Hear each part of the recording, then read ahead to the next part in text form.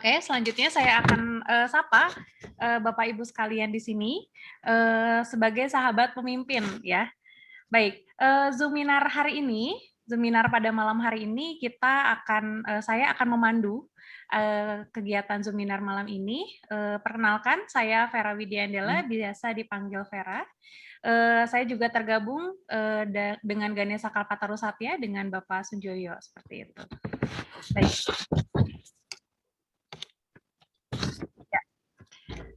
Daniel Goleman menyatakan secara lugas dan eksplisit bahwa 20% kesuksesan seseorang ditentukan oleh kecerdasan intelektual atau IQ, ya. Dan 80% kesuksesannya ditentukan oleh kecerdasan emosional atau EQ. Mengingat bahwa EQ belum menjadi perhatian serius oleh banyak orang, maka Ganesha Kalpataru Satya mengadakan Zoominar di malam hari ini dengan tema Kokang Emosi, Bidik Masa Depan, Raih Kesuksesan. Oke, ya, sebagai penghargaan kepada para sahabat pemimpin sekalian yang telah mengikuti live Zoominar pada malam hari ini, Ganesha Kalpataru Satya akan memberikan 1 paket Grab Cybernetics Therapy kepada semua peserta untuk meningkatkan kecerdasan emosional. Dan paket tersebut akan kami kirimkan kepada para sahabat pemimpin via email ataupun via WA. Kami mengucapkan selamat bergabung kembali kepada para peserta ya yang baru bergabung. Oke, baiklah, kita akan langsung saja mulai untuk kegiatan pada malam hari ini. Kegiatan Zoominar malam hari ini akan dibuka oleh Bapak Sunjoyosu selaku CEO dari Ganesha Kalpataru Satya. Kepadanya disilahkan. Terima kasih banyak Ibu Vera. Ibu Vera ini sahabat saya. Boleh kita berikan tanda cinta dulu kepada Bu Vera supaya Bu Vera semangat sepanjang kita Zoominar ini. Terima kasih Bu Vera dan Bapak Ibu. Terima kasih. Dan Bapak Ibu, saya ingin memperkenalkan Ganesha Kalpataru Satya itu apa. Di hadapan Bapak Ibu mudah-mudahan sudah tampil share screen saya. Dan ini adalah logo Ganesha Kalpataru Satya yang dibangun berdasarkan satu panggilan yaitu enabling leaders. Enabling leaders itu artinya adalah memampukan, memberdayakan para pemimpin. Ganesha Kalpataru Satya punya filosofi yang sangat dalam. Ganesha itu adalah dewa pengetahuan. Kalpataru itu adalah sumber kehidupan. Satya itu artinya pengetahuan dan kebenaran. Artinya kita ingin bersama-sama berdasarkan pengetahuan dan kecerdasan sebagai sumber kehidupan, kita nyatakan kebenaran dan kita ingin berikan banyak pengetahuan kepada siapapun di seluruh penjuru dunia. Ini adalah Ganesha Kalpataru Satya punya filosofi. Dan ini sekilas saja, mission kita adalah enabling leaders. Core values kita jelas growth, key people, dan significant. Kemudian kita punya visi ke depan supaya kita bisa menjadi top 100 di Asia. Itu tahun 2030.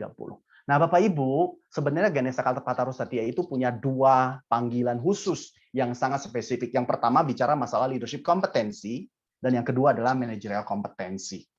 Dan kalau disimpulkan berarti kita ingin mengembangkan baik personal maupun organizational dengan berbagai variasi di dalamnya.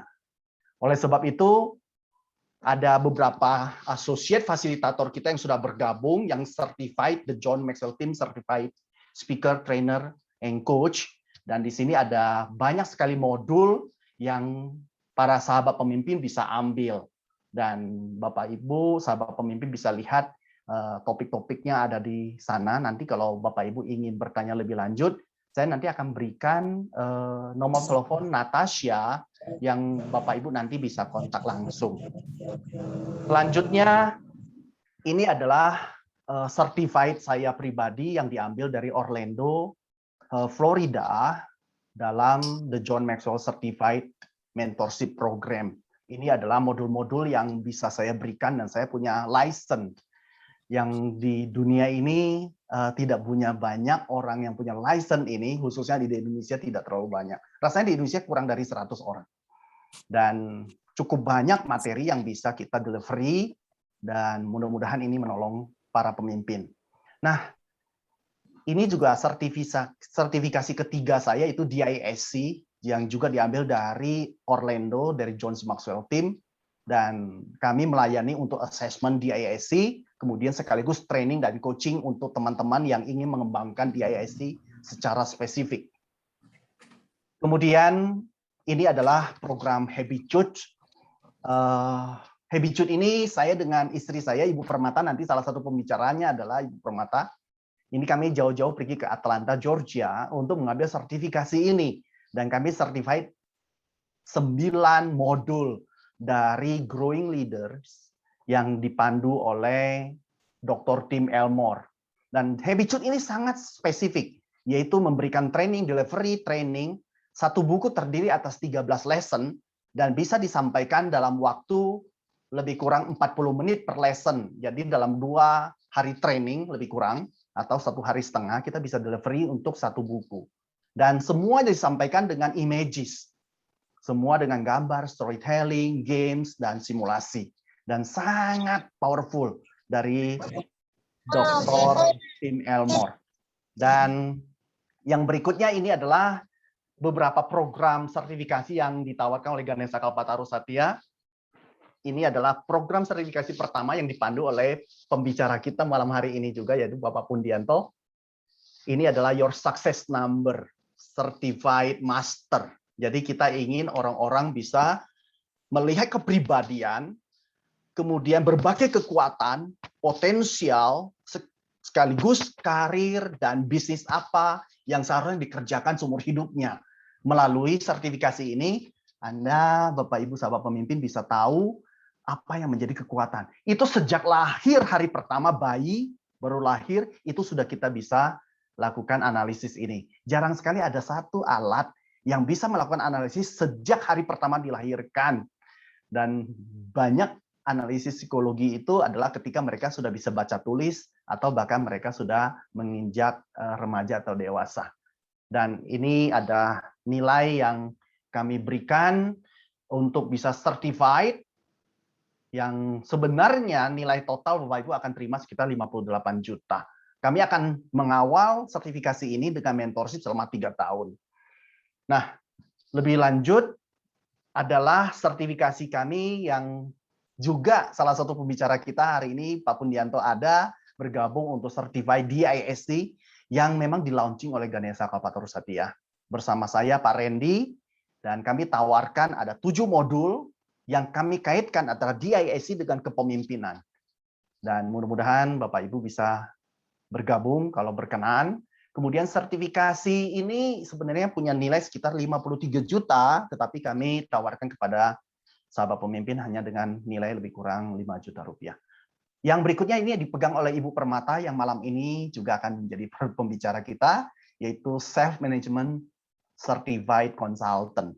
Dan ini ada 5 modul yang akan disampaikan, lebih kurang melakukan pertemuan kalau secara live atau secara on-site itu akan lakukan sekitar, kalau on-site full day bisa dilakukan sekaligus, tetapi biasa kita lakukan untuk 3 kali, karena 3 kali kali 2,5 jam, jadi 7,5 jam. Dan ini sangat murah kami tawarkan hanya dengan tarif kurang dari 1 juta untuk sekarang untuk ditawarkan kepada publik.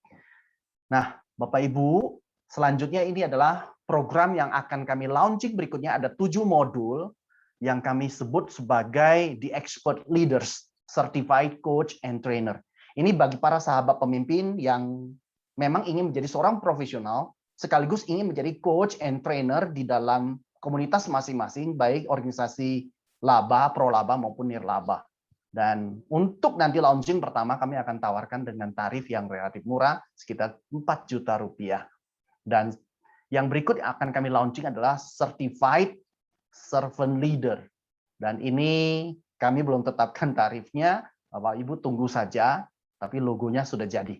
Nah, Bapak Ibu, selain program-program sertifikasi, kami juga menawarkan kepada Bapak Ibu yang dalam perusahaan, Bapak Ibu ingin memilih topik-topik yang ada di sebelah kanan, dan kami akan berikan dalam waktu 2 jam, dan Bapak Ibu bisa mendapatkan harga yang sangat spesial yang kami tawarkan, yaitu hanya dengan 5 juta rupiah, dan pembicaranya nanti masing-masing topik itu ada spesialisasinya, Dan kami akan sampaikan Bapak Ibu nanti kalau ada kebutuhan bisa tanya ke nomor telepon yang tertera di sana, ada Natasha yang akan melayani Bapak Ibu. Kemudian program yang selanjutnya ini adalah program pengabdian masyarakat kita kepada publik. Bicara tentang impact. Impact ini adalah Invest for Success, Leadership for Everyone. Dikawal oleh saya, istri saya, kemudian ada Pak Lukman, kemudian ada Bu Osvita. Dan tahun ini masih ada 8 program lagi, yang kami hanya tawarkan satu program itu hanya 25.000. Dan Bapak Ibu mendapatkan value yang cukup besar sebenarnya. Dan tahun ini kita hanya tinggal 4. Tahun depan nilainya akan kita sesuaikan satu topik 100.000. Tetapi untuk tahun ini kita akan tawarkan tetap dengan harga yang sangat affordable. Nah, kemudian berbagai service dan metode Ganesha Kartaparusatya, Bapak Ibu bisa lihat mulai dari mastermind group hingga kepada certification. Nah, pada malam hari ini kita tahu topik kita sangat spesial, yaitu kokang emosi, bidik masa depan, raih kesuksesan. Ini adalah program launching kami untuk satu program yang jauh lebih besar, yaitu Premo Leadership for Success. Dan program ini akan kami launching setiap bulan dengan topik bulan depan, yaitu Managing Emotional for Success, akan dilakukan untuk 2 hari, tanggal 23 November, tanggal 24 November. Kita akan lakukan lebih kurang dengan waktu yang hampir sama dengan ini, 8.30 hingga 20.30 maksimal. Dan kita akan berikan killer offer untuk 2 hari ini dengan 99.000. Dan biasa reguler kami jual dengan 300.000. Jadi Bapak Ibu nanti yang bersedia silakan boleh kontak kami. Dan malam ini boleh Bapak Ibu langsung saja daftar. Dan kita berikan waktu sampai tanggal 5 November. Kalau Bapak Ibu daftar di waktu dalam sampai tanggal 5 November, kami akan berikan killer offer rate. Dan jangan lupa pada saat pengisian di form, Bapak Ibu tuliskan di formnya adalah PL4, nanti saya akan chat PL4S. Artinya adalah Primary Leadership for Success. PL4S itu diskon code-nya yang Bapak Ibu harus tuliskan supaya bisa mendapatkan harga spesial ini. Dan saya ingin memberikan satu quote, grow yourself, grow your teams, grow your organization, and then become a significant leader. Mari kita sama-sama bertumbuh. Dan pada malam hari ini juga saya secara pribadi sebagai CEO Ganesha Kalpatarusatya launching Primary Leadership for Success yang dibidani oleh Ibu Permata, Pak Hardi, dan Pak Fundi yang malam ini jadi pembicara. Kita launching sama-sama ya Bapak Ibu, mudah-mudahan ini sukses dan bisa memberikan banyak inspirasi untuk kita semua. Silakan kita launching. Thank you Bapak Ibu. Dan saya serahkan kembali kepada Bu Vera. Ya, terima kasih banyak Bapak Sunjoyo atas sambutannya, dan tadi juga sudah sempat dijelaskan juga ya mengenai Ganesha Kalpatarusatya gitu ya, yang berdiri dengan dasar misi yang mulia sebenarnya Pak ya, dasar misi yang mulia untuk bisa memberikan banyak pengetahuan bagi banyak orang gitu. Oke, ya begitu rekan-rekan semuanya, kita semua sudah saling mengenal ya tentang Ganesha Kalpatarusatya. Untuk saat ini langsung saja kita memulai untuk materi ya. Tadi sudah dijelaskan juga oleh Bapak Sunjoyo bahwa hari ini akan ada 3 pemateri yang akan membawakan Zoominar Kokang Emosi, Bidik Masa Depan, dan Raih Kesuksesan. Oke, untuk pemateri pertama ya, pembicara pertama pada malam hari ini yaitu adalah Bapak Hardi Suryadi. Beliau merupakan former GM dari PT Multi Garmen Jaya, lalu beliau juga merupakan former director dari PT Adi Chandra Dwi Utama, lalu beliau juga merupakan seorang former executive director dari BPK Penabur Bandung, dan sekaligus sebagai Ganesha Kalpataru Satya Associate Facilitator. Gitu. Langsung saja kita dengarkan materi dari Bapak Hardi Suryadi. Kepadanya disilakan. Ya, terima kasih Mbak Vera. Selamat Ya, malam Bapak Ibu semua. Salam sehat. Ya, mudah-mudahan dengan cuaca yang agak gerimis begini kita bisa belajar sedikit bagaimana kita bisa menambah pengetahuan untuk kehidupan kita di dalam hari-hari sekarang ini masih dalam pandemi, dan kemudian untuk selanjutnya ya semoga kita berharap makin hari makin baiknya. Ya, Bapak Ibu, sekarang yang lagi trending ini kan Squid Game ya. Dan mungkin di antara Bapak Ibu ada yang ikut-ikutan juga main game ini ya. Atau paling tidak mendengar lah ya, sekarang sedang trendingnya Squid Game itu kan. Ada gamenya, kemudian ada juga drama yang ditayangkan di Netflix ya. Saya tidak akan membahas mengenai Squid Game, tapi karena ini adalah satu topik yang sedang trending, dan ya kita biar biar ikut arus juga ya, bahwa sekarang ini sedang ramai masalah ini ya. Ini sedang viral dan bahkan bonekanya pun sempat menjadi salah satu yang dibuat di satu kota di Pulau Jawa ini, kemudian akhirnya dicabut kembali ya karena menimbulkan kerumunan gitu ya. Saudara,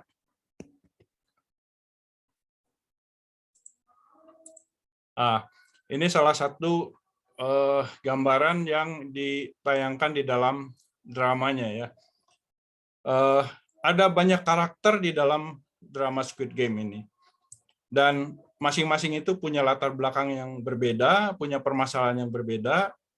Mereka punya satu tujuan yang sama, yaitu menjadi pemenang ya, dengan iming-iming hadiah 45,6 miliar won ya. Itu yang diperebutkan ya di dalam drama ini, dan katanya menarik sekali sehingga banyak orang menonton di sini ya. Soalnya yang mau saya tekankan di sini adalah dari tayangan ini ya, apa yang bisa kita petik? Mari kita lihat bahwa ada 3 pembelajaran paling tidak ya dari Squid Game ini. Yang pertama itu arti pentingnya uang. Karena apa? Karena pemenang mendapatkan 45,6 miliar won dengan mempertaruhkan nyawa. Dan uang tidak datang dengan sendirinya. Butuh kerja pintar dan disiplin. Jadikan uang bekerja untuk kita. Ya, karena itu kita perlu investasi gitu ya. Mungkin di GKS bisa membuat satu paket juga tentang investasi ya. Yang kedua, utang itu membawa masalah. Pemain yang terjebak utang untuk membayarnya rela mempertaruhkan nyawa demi hasil yang akan diraih ya. Dan utang bukan solusi untuk menyelesaikan masalah, bahkan utang bisa menjadi menambah masalah ya. Kemudian yang ketiga, teman bisa jadi musuh. Kenapa? Karena di Squid Game semua berlomba menyelesaikan game dan keluar hidup-hidup. Segala cara dipakai agar menang, tidak pandang teman atau lawan yang menghadang. Dan diperlukan kepercayaan akan kemampuan diri dan tidak mudah percaya kepada orang lain. Kira-kira ini satu pembelajaran buat kita ya, dari satu topik yang sedang trending saat ini ya. Saudara, topik seminar kita malam ini adalah kokang emosi, bidik masa depan, raih kesuksesan.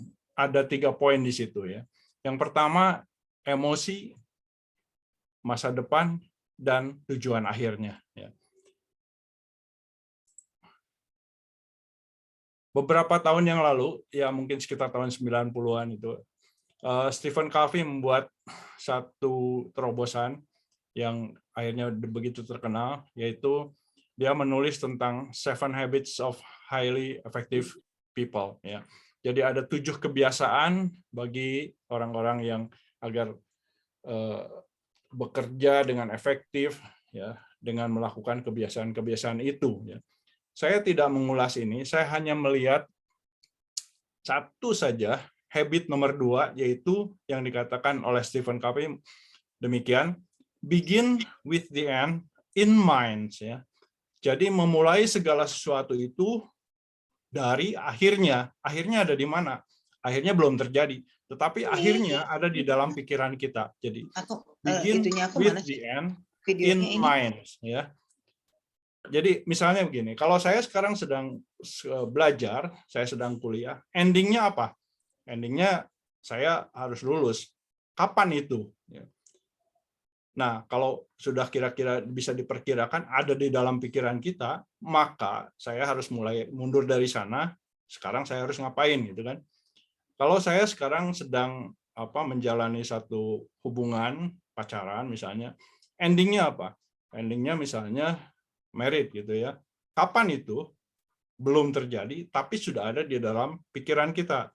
Nah, kalau itu sudah kita ada dalam pikiran kita, maka mundur dari sana. Apa yang harus kita lakukan sekarang? Ya. Atau kita sekarang sedang punya project misalnya, project tertentu. Endingnya apa? Project itu jadi. Ya. Kapan itu? Walaupun belum terjadi, ada di dalam pikiran kita. Dan kembali lagi mundur dari sana, sekarang kita harus ngapain? Kira-kira seperti itu langkah-langkahnya. Ya. Mari kita lihat. Kalau begitu yang pertama itu adalah apa target akhir, ya, yang kita tentukan. Ya. Sukses. Oke. Ukuran suksesnya apa? Gitu kan. Nah, ukuran sukses itu bisa untuk jangka waktu pendek atau jangka waktu panjang. Ya. Apapun yang kita lakukan sekarang, kita bisa pilah-pilah, kita bisa bagi-bagi, ya, satu persatu. Ukuran suksesnya itu apa? Untuk ini, untuk ini, untuk ini. Jangka pendek ataupun jangka panjang. Ya. Kemudian besarannya, atau bisa disebut nilainya, angkanya, dan sebagainya.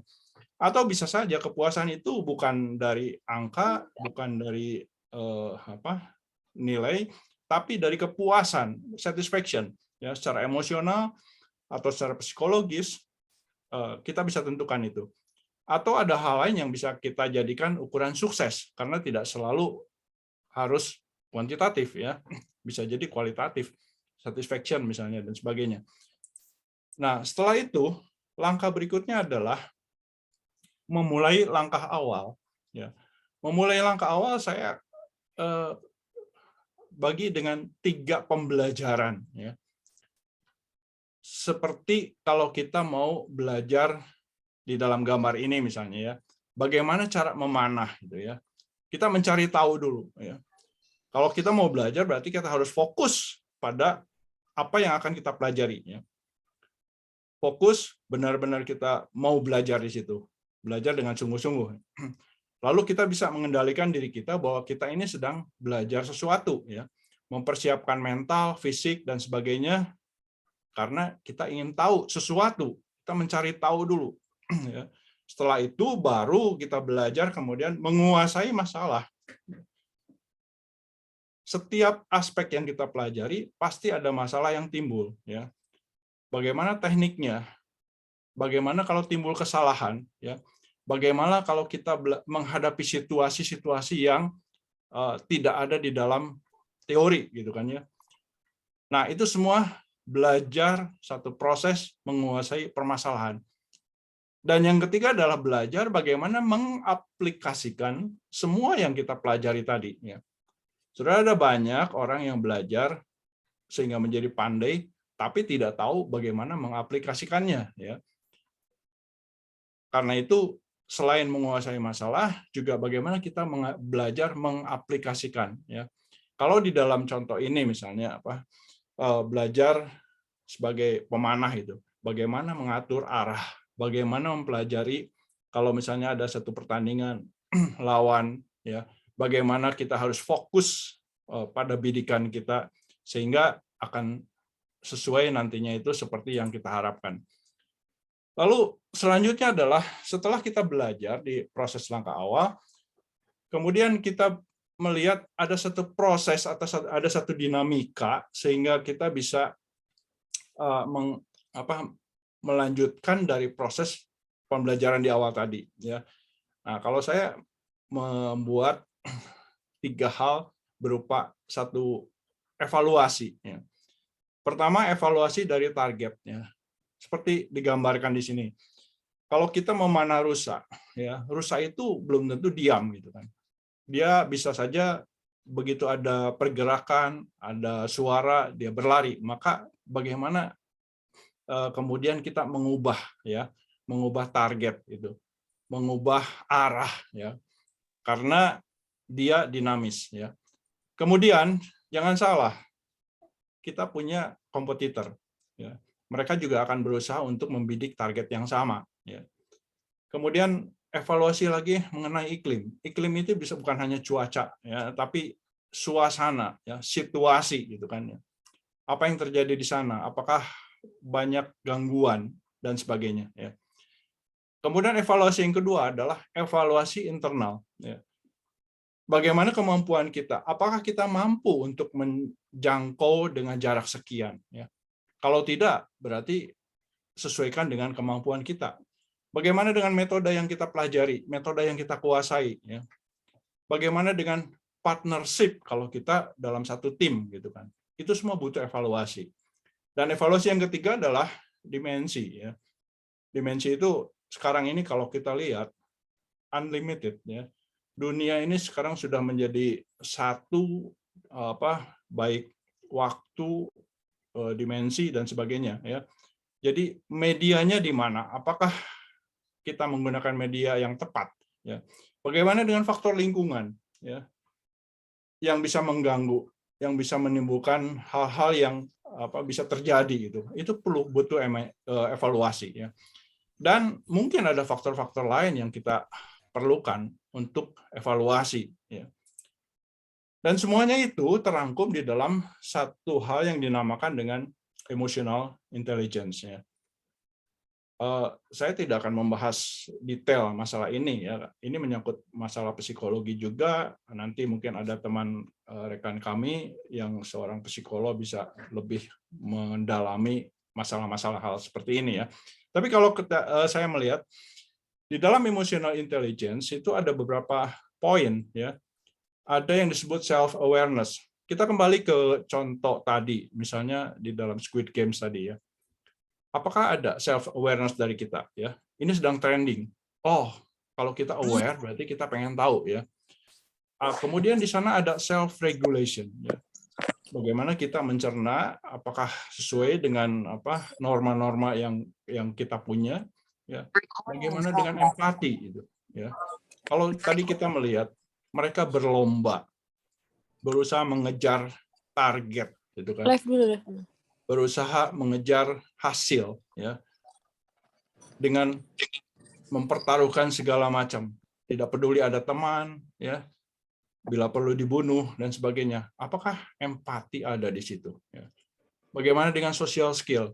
Bagaimana dengan motivasi? Nah, itu semua dirangkum di dalam emotional intelligence. Detailnya mungkin bisa didapat di dalam materi pada saat kalau kita mengikuti managing emotional for success.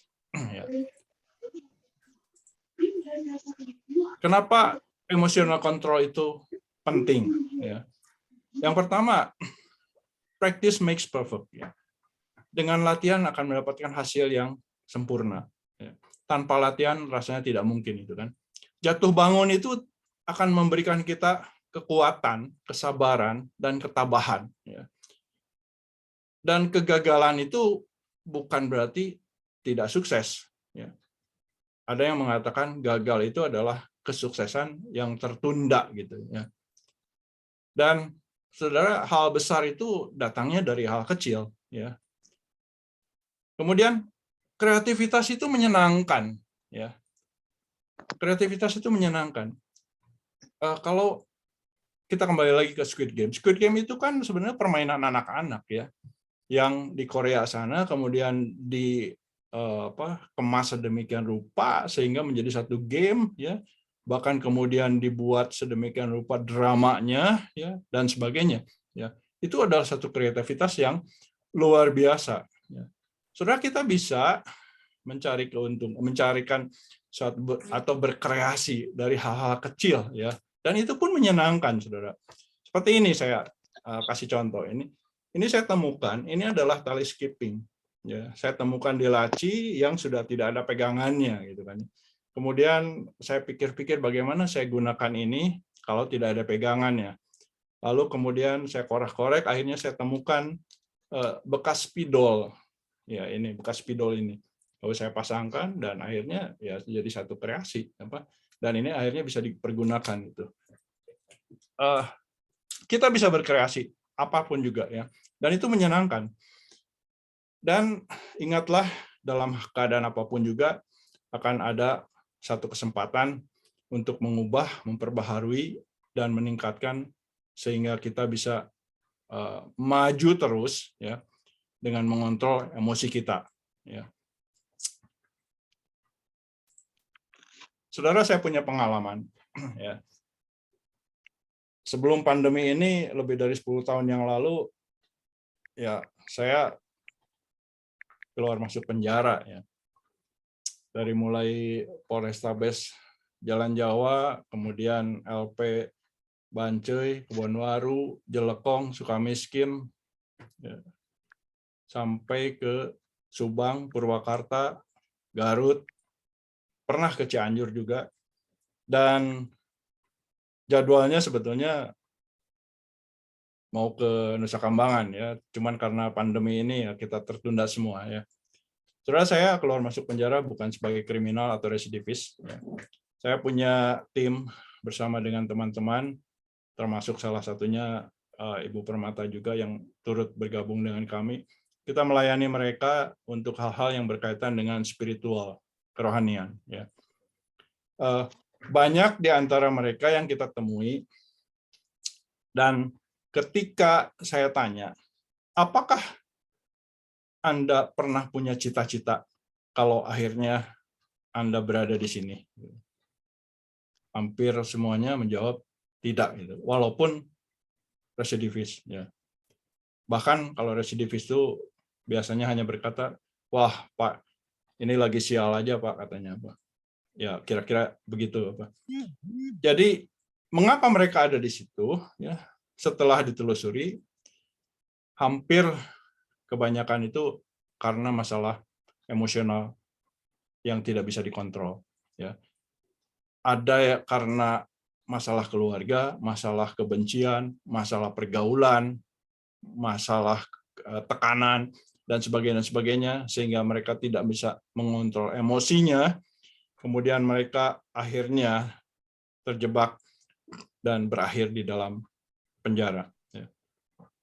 Saudara, maksud saya adalah bagaimana pentingnya emotional control sehingga kita bisa mencapai satu target, ya, dengan di dalam topik kita ini adalah seperti kita mau menembak, gitu kan. Ada komponen, ya, senapannya itu harus dikokang dulu, ya. Dalam hal ini emosi kita harus dikendalikan, ya. Kemudian dibidik, ya. Setelah dikokang, kalau tidak dibidik maka dia akan meletus kemana saja, tidak jelas, ya. Maka harus ada bidikan, arah yang jelas kemana, gitu kan.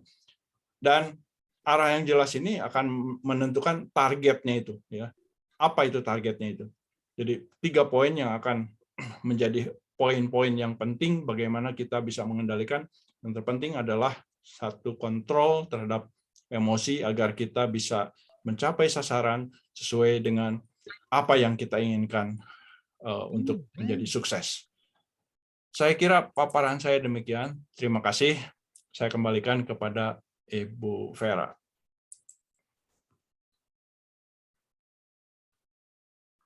Ya, terima kasih Bapak Hardy atas paparannya. Untuk para sahabat pemimpin semuanya, apabila ada yang ingin ditanyakan, bisa langsung mengirimkan pertanyaannya di kolom chat, ya. Nanti kita akan ada sesi Q&A, jadi mungkin nanti saya akan bacakan pertanyaan-pertanyaan dari para sahabat pemimpin semua pada saat Q&A berlangsung, seperti itu. Oke, kita lanjut saja untuk materi yang berikutnya, ya.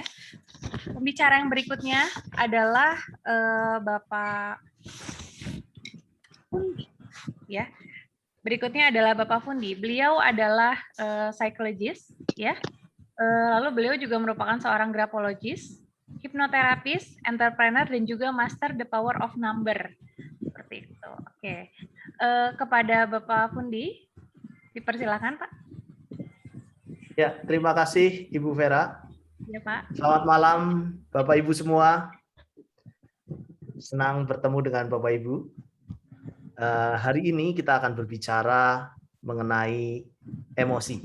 Dan seperti kita ketahui bahwa sebetulnya kita sudah bersentuhan dengan dunia emosi itu dari kecil, setiap hari. Hanya saja kadang kita terlalu menganggap enteng tentang emosi dan kita menganggap bahwa emosi itu adalah bagian perasaan, ya, hanya berhenti di situ saja dan tidak lain tidak lebih.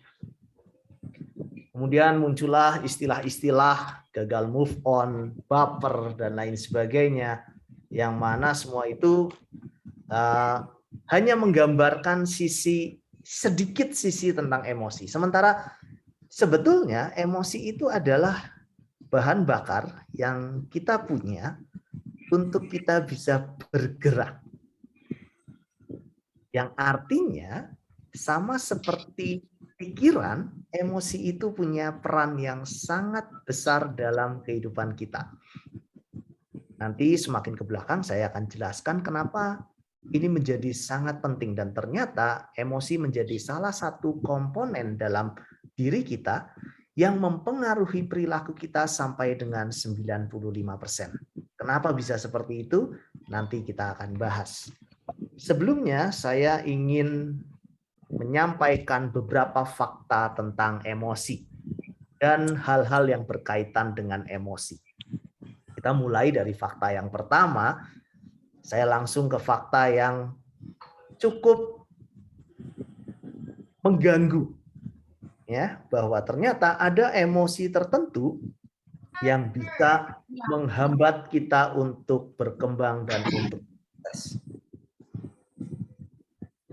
Apa saja emosi itu? Dimulai dari hopelessness, ketidakberdayaan, tidak ada harapan, ya, jadi tidak punya harapan. Itu adalah bentuk emosi yang membuat orang itu gagal untuk mencapai kesuksesan. Bayangkan orang merasa sudah tidak ada harapan, biasanya memilih untuk mengakhiri hidup, dan ternyata bicara tentang angka bunuh diri, bukan hanya di luar negeri, di Indonesia juga semakin lama semakin meningkat. Belum lagi ditambah dengan kondisi pandemi sekarang. Kondisi pandemi yang sekarang ini banyak membuat orang merasa tidak berdaya. Dan ketidakberdayaan itu jelas membuat orang memilih untuk duduk diam atau tidak melakukan apapun. Yang berikutnya, iri hati. Nah, ini iri hati itu menjadi penyakit yang umum sekarang. Kenapa? Karena banyak media sosial yang memberi wadah kepada banyak orang untuk memamerkan sesuatu. Yaitu entah hartanya, entah gaya hidupnya yang wah, yang hedon dan sebagainya. Dan berapa banyak orang yang suka scrolling Instagram atau Facebook atau apapun bisa berjam-jam dan sambil berpikir, kenapa ya orang ini enak banget ya? Punya ini, punya itu, kerjanya kayaknya santai, jalan-jalan terus dan lain sebagainya. Dan jealousy jelas merusak. Kenapa? Karena bayangkan ketika Bapak Ibu iri hati, biasanya doanya itu negatif ke orang lain. Ya, ingat ketika kita berdoa negatif ke orang lain, maka doa itu kembali ke diri sendiri. Kenapa? Karena sebetulnya ketika kita berdoa buruk tentang orang lain, maka kita sedang mengisi alam bawah sadar kita dengan sampah. Nah, ini jealousy. Ya, selanjutnya, perasaan bersalah. Berapa banyak orang yang punya masalah karena permasalahan rasa bersalah dari kecil, entah karena melakukan sesuatu yang tidak disengaja, dan seterusnya. Dan rasa bersalah ini biasanya membuat orang stuck terhadap sesuatu dan berputar di masalah yang sama. Selanjutnya adalah rasa takut. Ya. Rasa takut ini sebetulnya bukan hal yang muncul tiba-tiba ketika orang lahir. Rasa takut itu dipelajari. Dan ternyata rasa takut itu punya efek yang sangat kuat untuk menghambat perkembangan diri seseorang atau menghambat orang mencapai sukses. Takut mencoba, takut memulai, takut untuk melakukan hal yang berbeda. Ini adalah yang membuat orang memilih zona nyaman. Berapa banyak orang yang memilih zona nyaman? Ya, dan ketika kita semua dihajar dengan pandemi, banyak orang yang gagal karena tidak mau berpindah dari satu titik ke titik yang lain karena ketakutan. Dan selanjutnya, benci. Nah, benci dan iri hati ini satu mata uang dengan sisi yang berbeda. Kebencian ini juga semakin merajalela. Ya. Itu sebabnya banyak kasus-kasus yang kalau kita pikir dengan akal sehat, kenapa sih orang bisa melakukan tindakan kekerasan hanya gara-gara misalnya Rp5.000 atau gara-gara karena dihina sedikit?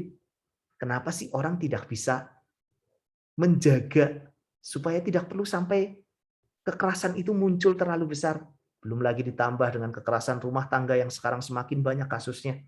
Dan kekerasan terhadap anak-anak juga semakin banyak. Dan itu semua dimulai dari kebencian. Ini adalah 5 hal atau 5 emosi yang bisa menghambat kita. Tapi kalau kita lihat di sini, seolah-olah emosi ini adalah emosi yang besar sekali. Apakah benar hanya 5 emosi ini saja yang membuat seseorang bisa terhambat? Kita akan lihat di fakta-fakta berikutnya. Selanjutnya, karena ada negatif emotion, maka biasanya orang lebih memilih positive emotion. Faktanya bahwa positive emotion bisa meningkatkan produktivitas. Benar adanya. Contohnya, happiness.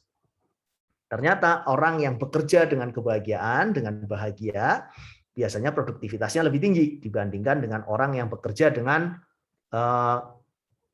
kondisi negatif emotion. Dan berdasarkan penelitian juga, ternyata happiness itu juga bisa mendukung motivasi seseorang. Orang yang happy, orang yang bahagia, cenderung lebih mudah untuk menentukan tujuan dibandingkan dengan orang yang sedih. Nah, artinya happiness ini adalah suatu hal yang penting. Nah, itu sebabnya bahkan ada film yang judulnya Pursuit of Happiness. Dan happiness ini menjadi sesuatu yang digembar-gemborkan bahwa ini adalah kunci sukses dan lain sebagainya. Bukan sukses dulu baru bahagia, tapi bahagia dulu baru sukses, begitu ya quote-nya. Nah, tapi yang perlu diingat di sini, bahkan untuk mencapai kebahagiaan pun, seseorang harus berlatih.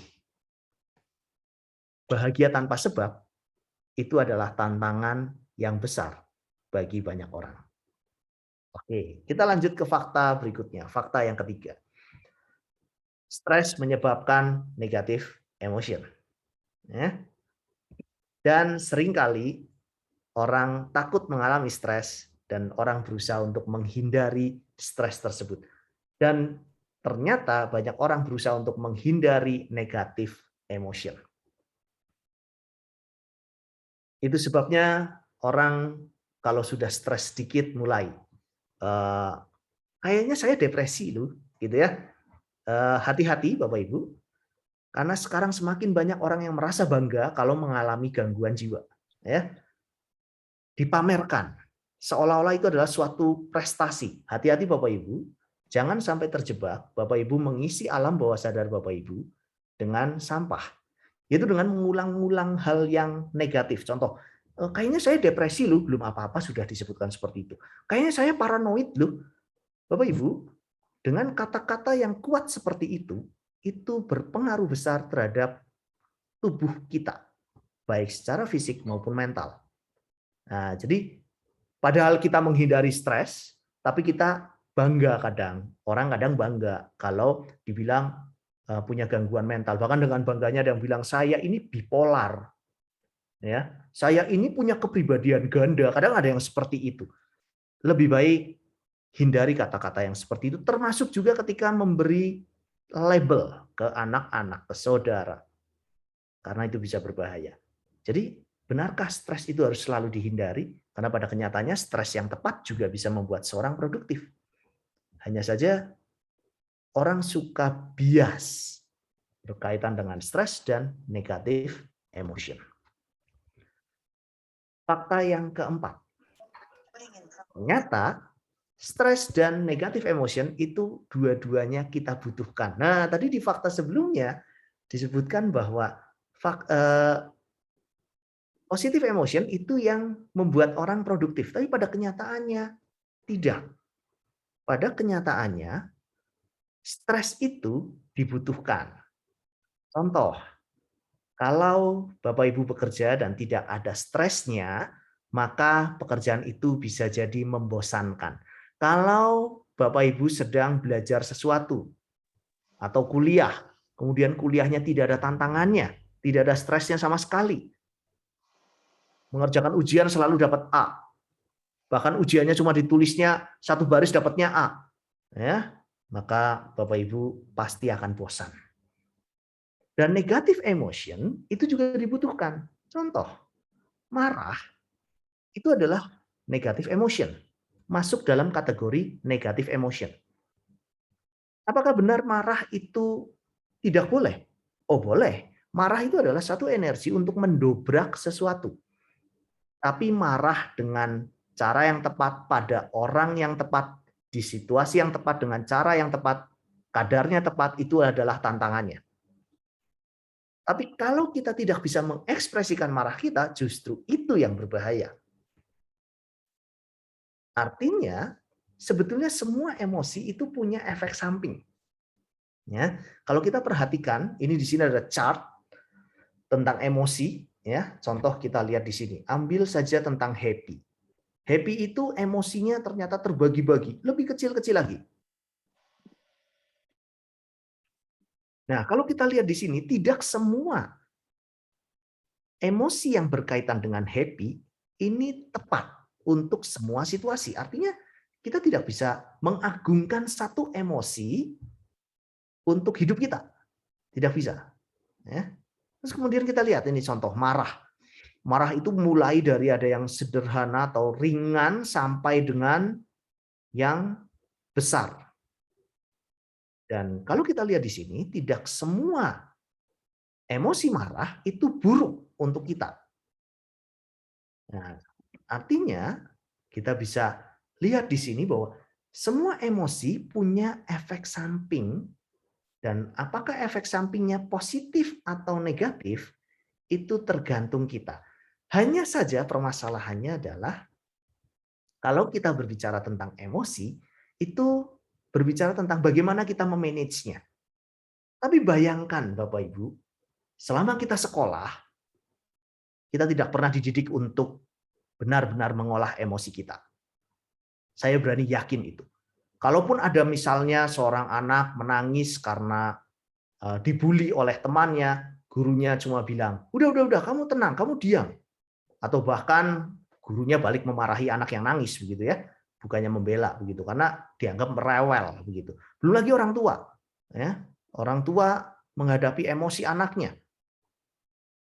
Seringkali entah anak itu diminta untuk menahan emosinya, misalnya kalau lagi marah, udah jangan marah, atau nangis, udah jangan nangis. Tapi tidak jelas arahnya mau kemana. Jadi benarkah selama ini kita mendapatkan pendidikan yang tepat untuk memanage emosi kita? Jelas tidak. Bahkan dalam keseharian kita, kita tidak pernah melatih emosi kita. Bapak Ibu, pernahkah Bapak Ibu bangun tidur, kemudian membuat list? Dalam satu hari kemarinnya, atau bahkan satu hari itu, Bapak Ibu buat list. Hari ini emosi saya apa saja ya ketika malam hari misalnya, kita refleksi. Hari ini emosi saya apa saja ya? Bisakah Bapak Ibu menamai emosi tersebut satu persatu dengan tepat? Karena ternyata dalam kecerdasan emosi, yaitu self-awareness, kita harus bisa menamai emosi kita dengan tepat supaya kita bisa memanage emosi kita. Selama kita tidak bisa menamai dengan tepat, maka kita tidak akan bisa memanage dengan tepat.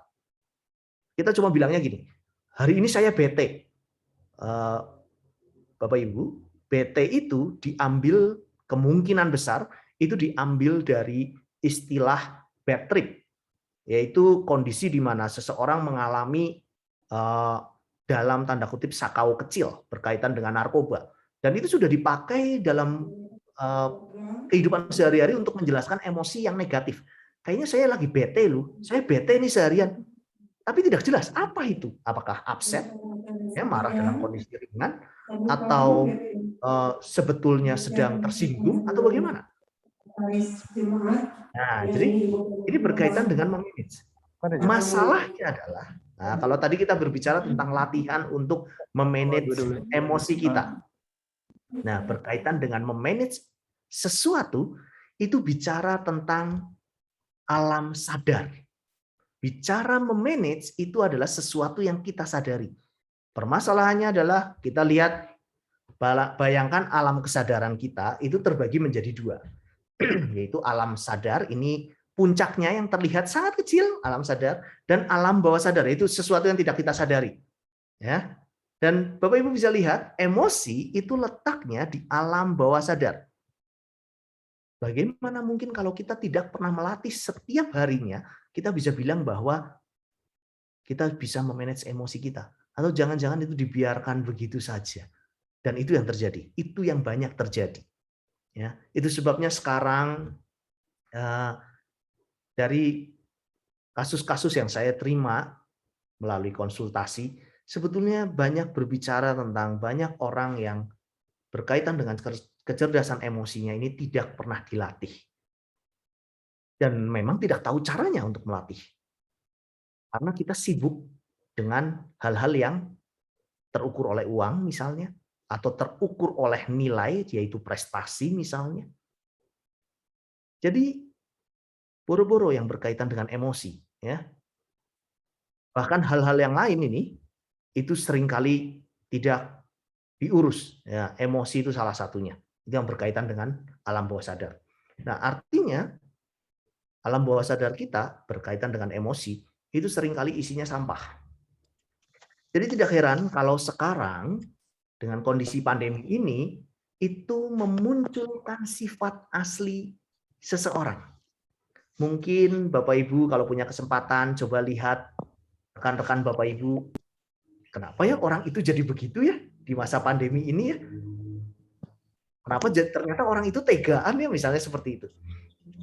Bapak Ibu, ketika kita ditekan dalam kondisi yang sangat hebat, maka muncullah sifat asli kita. Dan itu semua berkaitan dengan emosi. Itu sebabnya tadi saya katakan bahwa kalau berdasarkan penelitian, berdasarkan pandangan dari psikoanalisa, salah satu mazhab di psikologi, bahwa 95% perilaku manusia dipengaruhi oleh alam bawah sadar, yaitu yang bagian ini yang paling besar tetapi tidak terlihat, yaitu alam bawah sadar, maka dapat dikatakan 95% perilaku kita itu dipengaruhi oleh emosi. Jadi tidak heran kalau di penelitian selanjutnya disebutkan bahwa 80% kesuksesan seseorang itu didukung oleh emotional quotient atau kecerdasan emosinya, bukan oleh IQ-nya. IQ hanya 20%. Nah, artinya kalau kita tidak latih yang 80% ini, walaupun kita sangat cerdas, bisa saja kita mengalami kegagalan karena hal yang sepele. Berapa banyak mahasiswa yang tidak lulus atau tidak menyelesaikan skripsinya hanya karena malas, hanya karena tidak bisa memprioritaskan sesuatu, hanya karena tidak punya tujuan. Dan itu semua berkaitan dengan kecerdasan emosi. Dan itu sangat banyak. Berapa banyak orang yang pada akhirnya tidak mendapatkan pekerjaan karena gengsi dan lain sebagainya. Berapa banyak karyawan yang pada akhirnya keluar dari pekerjaannya hanya karena tidak suka. dengan atasannya misalnya dan tidak bisa menyelesaikannya. Tapi ada juga memang atasan yang menyebalkan. Itu juga punya masalah emosional. Nah, di sini artinya pertanyaan selanjutnya adalah apa yang akan Bapak Ibu lakukan? Karena masa depan tergantung dari apa yang Bapak Ibu lakukan. Dan hari ini ya, apa yang Bapak Ibu lakukan hari ini. Artinya Bapak Ibu punya PR besar karena ini pasti juga berkaitan dengan generasi selanjutnya, yaitu anak-anak Bapak Ibu dan yang masih muda, yang belum menikah, pasti juga berkaitan dengan nanti membangun keluarga yang sehat dan seterusnya, yang artinya Bapak Ibu harus melakukan sesuatu dan itu semua berkaitan dengan emosi karena selama ini kita memang jarang sekali melatih emosi kita. Baik Bapak Ibu, paparan saya selesai sampai di sini. Apabila ada pertanyaan, Bapak Ibu bisa tanyakan melalui chat dan nanti kita akan bahas di sesi tanya jawab. Dan untuk saat ini saya kembalikan kepada Ibu Vera. Terima kasih Bapak Ibu. Ya, terima kasih Bapak Fundianto atas paparannya. Menarik ya Pak. Satu hal yang saya yang saya tarik dari penjelasan Bapak tadi bahwa semua emosi baik itu bahagia, marah, sedih itu punya dampak. Tugas kita adalah bagaimana cara mengelolanya. Itu ya Pak yang ditekankan ya Pak. Yes, tepat sekali. Oke, ya Bapak terima kasih banyak paparannya, atas pencerahannya juga terima kasih.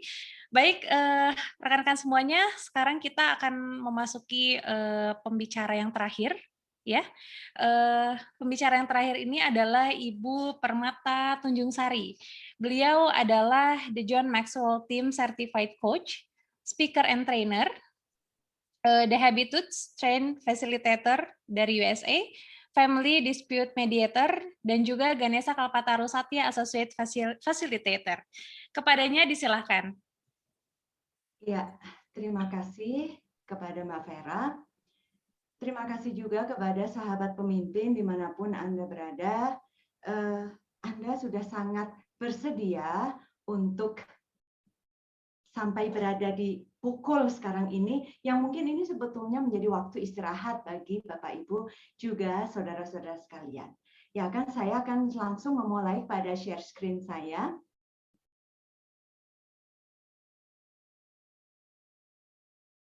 Oke, sebentar ya. Ya, oke. Baik, Bapak Ibu juga saudara-saudara sekalian, sahabat pemimpin. Tema kita pada hari ini, malam hari ini, yaitu kokang emosi, bidik masa depan, raih kesuksesan. Saya akan memulai dengan satu kalimat. Sebetulnya ini lebih tepatnya adalah satu pepatah dari bahasa Latin. Ancora imparo. Artinya, still I am learning. Ada yang menerjemahkan I am still learning. Either one is right, ya, yang manapun itu benar. Tetapi saya lebih suka menerjemahkan dengan kata still I am learning. Kenapa? Karena maknanya itu jauh lebih kuat. Artinya still I am learning itu artinya masih. Saya terus belajar, saya terus berproses, saya secara kontinu melanjutkan perjalanan saya untuk terus belajar. Nah, ancora imparo. Sama seperti Bapak Ibu juga saudara-saudara sekalian, pada malam hari ini tetap memutuskan untuk hadir bersama-sama dengan kami dari Ganesha Kalpataru Satya untuk terus belajar. Dan malam hari ini saya ingin mengajak Bapak Ibu sekalian untuk belajar dari sosok yang bernama William Jefferson Clinton. Kira-kira siapa sih orang ini? Kalau dengar nama belakangnya kayaknya kok aku kenal. Tapi kok nama depannya aku nggak kenal gitu. Ya. Nah, saya mau langsung kepada sosok ini yang sesungguhnya siapa sih? Yuk. Nah, tahu ya, ini Bill Clinton. Oke. Nah, Bill Clinton ini, Bill Clinton ini punya satu perjalanan yang sebetulnya perjalanan karirnya itu hebatnya luar biasa. Karirnya sebagai seorang pemimpin dari berbagai negara bagian sampai kemudian menjadi Presiden Amerika Serikat. Beliau ini menjabat 2 kali masa periode sebagai seorang Presiden Amerika. 4 kali 2 berarti 8 tahun.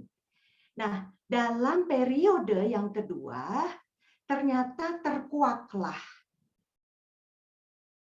satu skandal yang beliau pernah lakukan di masa lalu dengan seorang internship atau staf magang. Nah, akhirnya kasus Bill Clinton ini dibawa sampai kepada court karena sebetulnya Bill Clinton ini diminta untuk mundur dari kepresidenannya. Tidak selesai sampai masa 4 tahun. Tetapi kemudian dalam trial itu, dalam persidangan itu dinyatakan 45 juris, ya 45 juri menyatakan he was guilty, dia bersalah. Tetapi 55 menyatakan dia tidak bersalah. Maka Bill Clinton menyelesaikan sampai masa kepresidenannya berakhir. Nah, apa yang terjadi setelah itu, saya tahan dulu cerita itu. Saya ingin mengajak Bapak Ibu untuk menatap kata-kata, kalimat-kalimat yang akan saya ungkapkan ini. Kita lihat ya. Bill Clinton pada saat itu kemudian diminta untuk memberikan speech. Speech-nya nggak lama, cuma 5 menit. Oke, beda dengan speech saya, speech-nya Pak Hardi, Pak Fundi tadi cukup lama, gitu kan? Bill Clinton speech-nya hanya 5 menit saja. Nah, ini ada satu reporter yang kemudian menyatakan begini. Total number of words he used in the speech. Total kata-kata yang dia pakai dalam pidatonya yaitu 549 kata. Nah, ini rinciannya ya, Bapak Ibu, coba kita lihat sama-sama. 134 kata dia ungkapkan. Untuk apa? Untuk pembenaran diri, self-justification. 180 kata dipakai untuk melawan jaksa.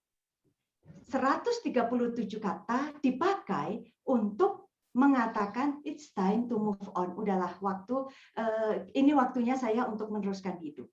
Nah, Bapak Ibu tolong lihat 2 kata di belakang ini ya. Dua deretan. Words, a number of words devoted to regret for action. Menyesali tentang apa yang dia lakukan hanya 4 kata. Padahal Bapak Ibu lihat ya, 134, 180, 137. Kemudian untuk menyesali, mengakui bahwa itu adalah sebuah kesalahan, hanya 4 kata dan permohonan maaf tidak ada sama sekali. Nah, apa yang ingin saya sampaikan kepada Bapak Ibu sekalian? Kita belajar dari apa yang terjadi kepada kehidupan Bill Clinton. Meskipun dia meneruskan kepresidenannya sampai sampai 2003 kalau tidak salah ya. Karena ini kejadiannya terungkapnya itu 1998 kalau rasanya 1998. Nah, dia meneruskan sampai kepresidenannya berakhir.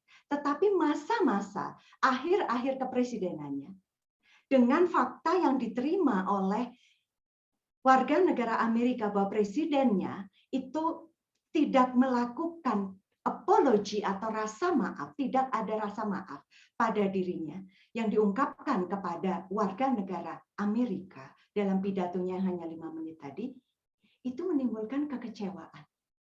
Menimbulkan rasa tidak percaya lagi kepada dirinya sebagai seorang presiden.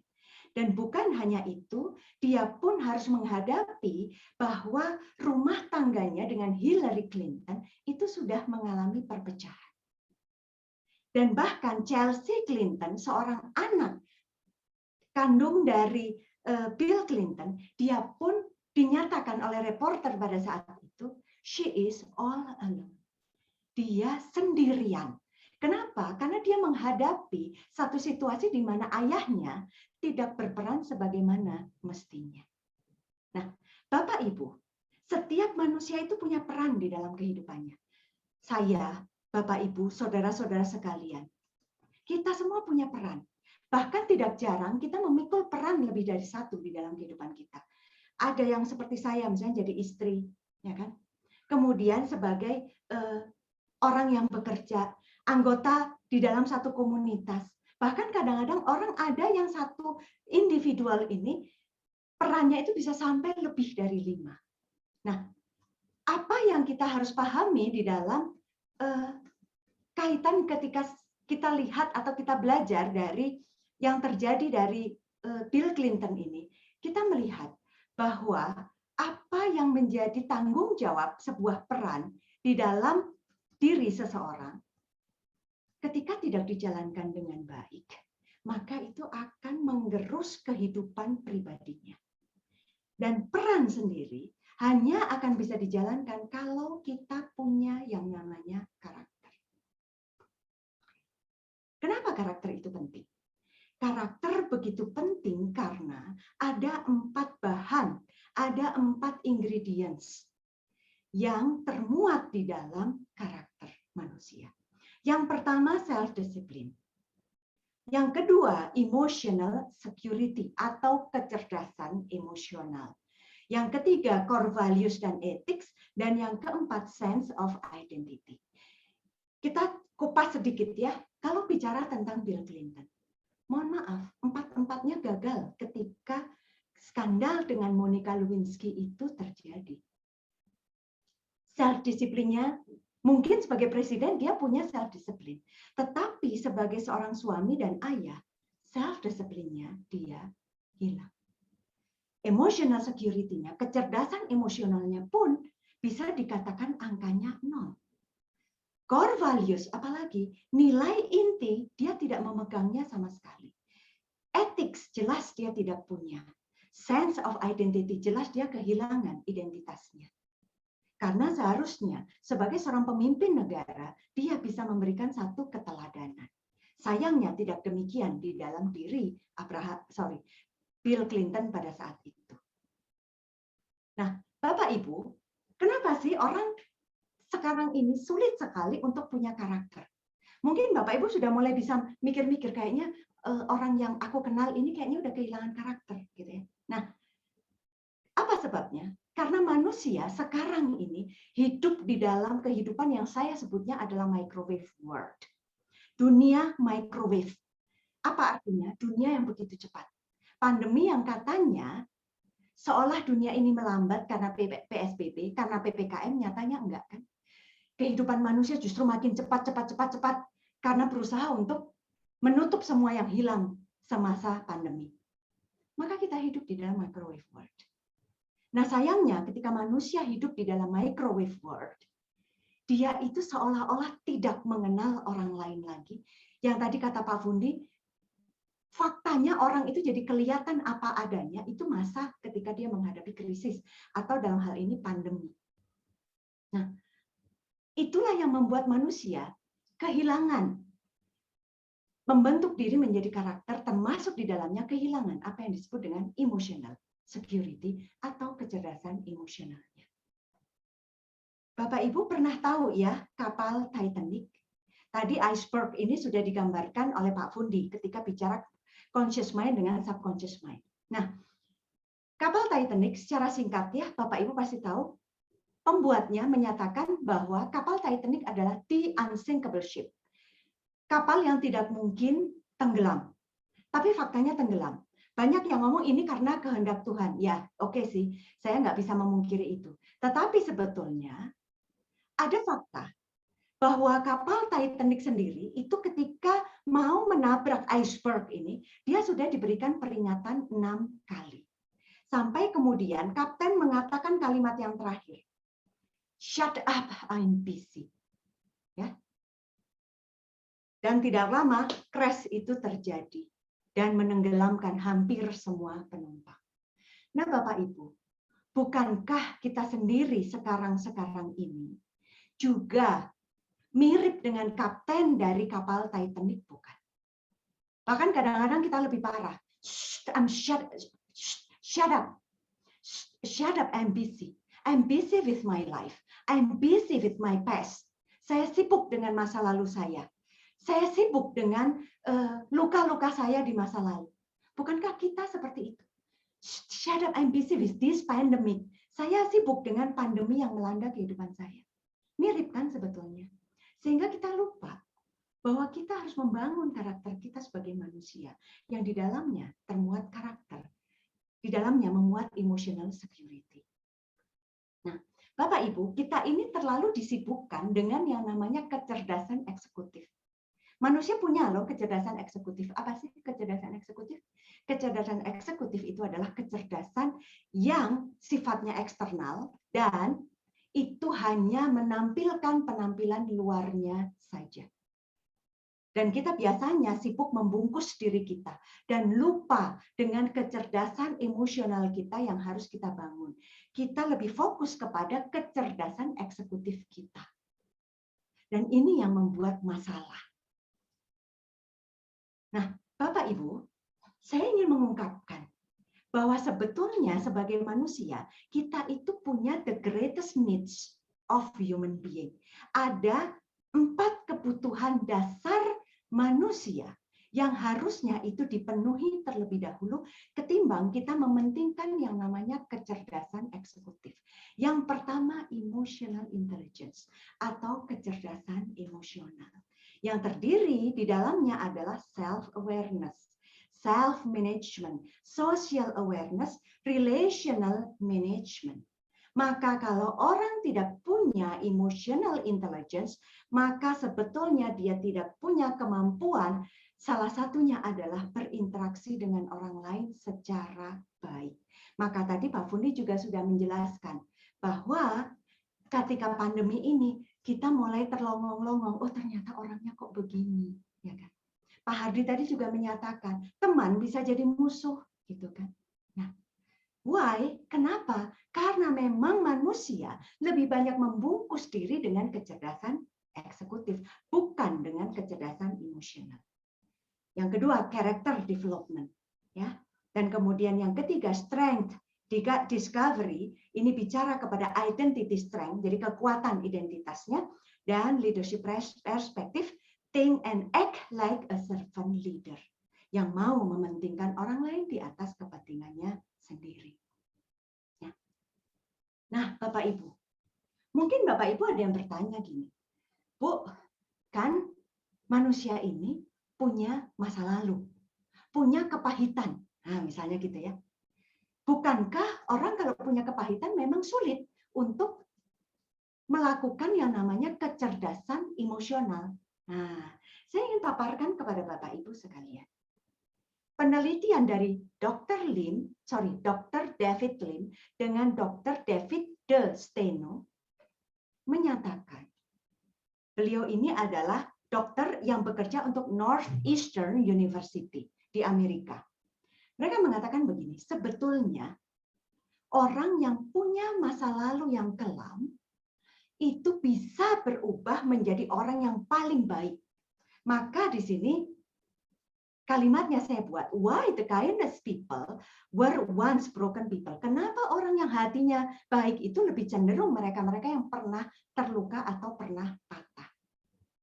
Yang pertama alasannya adalah they know darkness well. Karena mereka tahu kekelaman itu artinya apa. Mereka tahu yang namanya kesedihan itu apa. Kemudian they know where growth come from. Karena mereka tahu dari mana asalnya pertumbuhan itu berasal. Bagaimana rasanya tertatih. Bagaimana rasanya harus bangkit dari dia sudah terpuruk yang paling dalam. Kemudian yang ketiga, they love the greatest. Karena mereka mencintai apa yang pada akhirnya itu sebuah perjuangan yang paling besar. Kemudian yang keempat, they want to stop the hurt. Karena dia ingin menghentikan yang namanya luka atau kepedihan atau rasa sakit. Dan yang kelima, they are resilient and they are empathetic. Karena mereka mampu bangkit lagi dan karena mereka punya rasa empati. Nah, pertanyaannya adalah dari mana mereka bisa resilient? Jawabannya adalah karena dia punya kecerdasan emosional. Bukan IQ, tetapi karena dia punya EQ, emotional quotient. Jawabannya itu, Bapak Ibu. Nah, Bapak Ibu, saya ingin menutup paparan saya pada malam hari ini dengan satu kalimat seperti ini. You are an architect of your life. Kalau Bapak Ibu merasa bahwa saya punya masa lalu yang tidak begitu baik, saya punya masa lalu yang tidak begitu indah, masihkah saya punya kesempatan untuk memperbaikinya? Saya akan jawab, you are an architect of your life. Anda adalah arsitek dari kehidupan Anda sendiri. You are the designer. Anda adalah desainer bagi kehidupan Anda sendiri. Jangan serahkan desain kehidupan Anda kepada orang lain. You, yourself, have to design it. Anda sendiri yang harus mendesainnya. Kalau Anda merasa diri Anda patah, kalau Anda merasa diri Anda hancur, ingat, everyone has a chance to rewrite their own story. Setiap orang punya kesempatan untuk menuliskan ulang kisah hidupnya. Tidak peduli Anda usia berapapun. Ya. Dan you just need to press the reset button. Tahu ya Bapak Ibu, kadang-kadang kita pencet reset gitu kan untuk memulai ulang. Nah, tombol reset hidup Anda tolong ditekan sekali lagi. Untuk apa? Untuk mengisi your blank page, untuk mengisi halaman lembar kosong kehidupan Bapak Ibu, supaya Bapak Ibu bisa menulisnya lagi dengan sesuatu yang lebih indah. Gunakan emotional intelligence Anda. Untuk apa? Untuk mengukir kembali kisah kehidupan Anda, agar Anda punya kehidupan yang jauh lebih indah dari yang Anda miliki kemarin. Doa yang saya langitkan kepada Tuhan Yang Maha Esa, saya selalu berharap kita semua selalu mendapatkan kesempatan untuk meraih kehidupan yang lebih baik dan meraih kesuksesan yang kita harapkan, bukan kesuksesan yang ditetapkan oleh orang lain. Kokang emosi Anda, bidiklah masa depan Anda, dan raih kesuksesan yang Anda harapkan, bukan kesuksesan sekali lagi yang ditetapkan oleh orang lain atas diri Anda. Terima kasih. Saya kembalikan kepada Mbak Vera. Ya, luar biasa Ibu Permata, terima kasih banyak ya.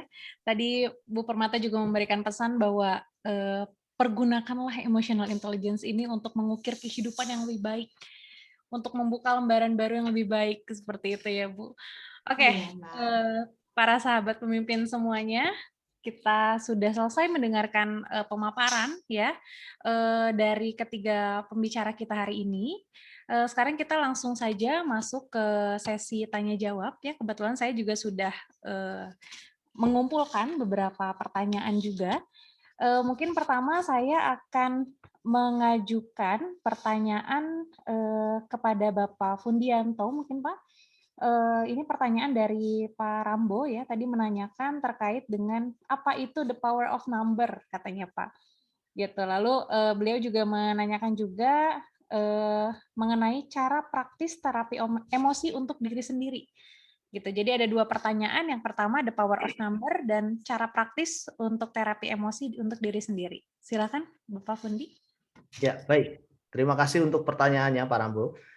Yang pertama saya ingin menjelaskan sedikit berkaitan dengan apa itu the power of number.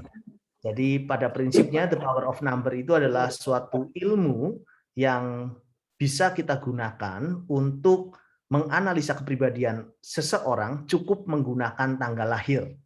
Nah, di Ganesha Kalpataru Satya kami memiliki program yang bernama Your Success Number Program. Itu adalah ilmu yang dari the power of number dan kemudian digabung dengan pendekatan psikologi. Nah, di sini kita bisa menggunakan tanggal lahir untuk menganalisa kepribadian seseorang. Jadi ilmu ini adalah gabungan dari rumus Pitagoras dan numerologi dan kemudian dari ilmu psikologi. Sertifikasinya tadi sempat disampaikan oleh Pak Sunjoyo, nanti kalau misalnya Bapak Ibu tertarik untuk bergabung bersama kami di kelas sertifikasi Your Success Number, kami akan berikan flyernya dan nanti prosesnya kita semua akan belajar menggunakan rekaman video dan kemudian selama 3 tahun Bapak Ibu akan bertemu dengan saya di 2 minggu sekali di hari Kamis untuk membahas kasus-kasus, sehingga Bapak Ibu bisa mendalami ilmu Your Success Number, yaitu bagaimana menganalisa kepribadian seseorang cukup dengan tanggal lahir. Lalu apa kaitannya nih memahami diri menggunakan hal yang sederhana yaitu tanggal lahir dengan kecerdasan emosi? Nah, ini saya kaitkan dengan pertanyaan dari Pak Rambo juga mengenai bagaimana nih cara melatih kecerdasan emosional secara praktis. Yang pertama, kita memang harus mengenali diri kita terlebih dahulu. Dan melalui Your Success Number, sebetulnya kita bisa semakin memahami diri kita. Contoh, di Your Success Number kita bisa menemukan apakah diri kita adalah orang yang emosional atau orang yang dalam tanda kutip terlalu logik. Nah, orang terlalu logik juga bisa berbahaya. Kenapa? Karena artinya emosinya tidak pernah terlatih. Tapi orang yang emosional juga bisa berbahaya kalau tidak pernah melatih emosinya juga. Nah, di sini dengan pemahaman diri kita bisa melakukan sesuatu. Nah, Bapak Ibu, kalau berkaitan dengan pertanyaan Pak Rambo, bagaimana melatih kecerdasan emosi kita dengan cara yang sederhana? Nah, cara yang praktis. Bapak Ibu di kolom chat Pak Sunjoyo sudah sempat menyampaikan bahwa Bapak Ibu akan mendapatkan gratis 1 paket Grab Cybernetic Therapy.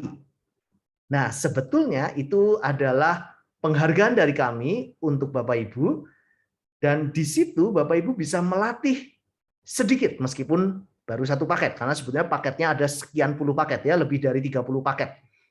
Nah, di situ Bapak Ibu bisa melatih kecerdasan emosi melalui gerakan bentuk dari suatu pola. Ya, jadi Bapak Ibu mengikuti pola sesuatu. Kenapa mengikuti pola bisa berubah kecerdasan emosi kita? Bisa meningkat. Karena di situ kita akan terlatih dari sisi ketekunan, kita akan terlatih dari sisi gelombang otaknya, kita akan terlatih untuk menyalurkan energi, dan ingat, emosi itu adalah energi. Dan kalau kita bisa melatih menyalurkan dengan tepat, maka akan terjadi perubahan di gelombang otak kita, yang notabene itu akan berpengaruh ke kecerdasan emosi kita. Dan jangan lupa, kita juga memiliki program di bulan November yang berkaitan bagaimana kita akan melatih kecerdasan emosi kita dengan lebih spesifik, dengan lebih tepat. Mungkin jawabannya seperti itu, Pak Rambo. Semoga bisa menjawab. Saya kembalikan kepada Ibu Vera. Terima kasih. Ya, terima kasih banyak Pak Pundi atas jawabannya yang luar biasa ya. Jadi bagi para sahabat pemimpin semuanya, tadi sudah dijelaskan juga ya, kita juga sudah di kolom chat ya, sudah dikirimkan juga mengenai cybernetic therapy ya, untuk meningkatkan kecerdasan emosional. Nah, ini bisa para sahabat pemimpin gunakan juga ya untuk bisa gimana caranya bisa meningkatkan kecerdasan emosional. Baik, ini mungkin saya ada sedikit pertanyaan ya Pak ya, untuk Bapak Hardi dulu mungkin ya Pak. Ya, jadi tadi Pak Hardi menyampaikan bahwa teman itu bisa menjadi musuh ya Pak. Bagaimana satu kecerdasan emosional ini mampu membantu kita untuk bisa menghadapi seorang teman yang nyatanya itu adalah musuh gitu loh Pak. Gitu. Itu yang pertama Pak Hardi, silakan Pak. Ya, pertanyaan yang tidak mudah ya, karena akan sulit ya kita mengenali. Mungkin kita pernah mendengar istilah musuh dalam selimut gitu ya. Ya, jadi pada saat dia ada bersama kita sehari-hari dan sebagainya itu baik sekali gitu kan. Tapi di belakang ternyata dia memukul kita ya. Nah, bagaimana kemudian teman bisa jadi musuh? Kalau dalam posisi kita kepepet misalnya ya, karena kita saling berlomba ingin meraih sesuatu ya, dan itu yang kita kejar tanpa melihat hal-hal yang tadi Bu Permata katakan ada etik ya, kemudian juga ada empati gitu kan ya. Ya akhirnya kita mengabaikan itu semua. Sehingga kita hanya berfokus kepada satu target, satu tujuan, satu sasaran yang kita raih dan kita kejar hanya untuk mencapai satu kepuasan tertentu itu kan ya. Padahal sebetulnya ya hidup kita kan tidak selalu begitu ya. Jadi saya kira apa ya, bagaimana teman bisa menjadi musuh? Ya sangat mungkin ya pada saat kita berkonsentrasi kepada sesuatu yang hanya kita bisa capai sesaat saja mungkin ya. Nah ini mungkin masalah psikologis barangkali Pak Fundi bisa menambahkan. Silakan Pak. Terima kasih. Ya Pak, terima kasih Pak. Ya, baik. Mungkin bisa sedikit diperjelas lagi pertanyaannya, Ibu Vera. Jadi kalau pertanyaannya itu adalah bagaimana satu kecerdasan emosional bisa membantu kita untuk bisa menghadapi seseorang teman nih yang ternyata itu adalah di belakang kita adalah musuh kita gitu Pak. Ya, baik. Salah satu hal yang perlu kita pahami adalah ada teman yang memang kita harus jaga, ya. Tapi juga ada teman yang dalam tanda kutip mereka adalah toxic people yang memang kita harus hindari. Kita harus fair terhadap diri kita sendiri bahwa tidak semua orang adalah teman untuk kita. Dan kalau memang orang tersebut menjadi toksik untuk diri kita, maka Bapak Ibu punya hak untuk menghindari toksik tersebut. Ingat, kesejahteraan mental untuk diri kita sendiri itu sangat penting. Tapi seringkali kita dihadapkan pada satu pengalaman pendidikan, entah itu dari orang tua, entah itu dari guru, dan lain sebagainya, bahwa kita harus menyenangkan semua orang, termasuk toxic people tersebut. Dan pada akhirnya kita masuk dalam satu lingkaran relasi yang ternyata bisa membunuh kita. Hati-hati Bapak Ibu, kita memang harus bisa memilah.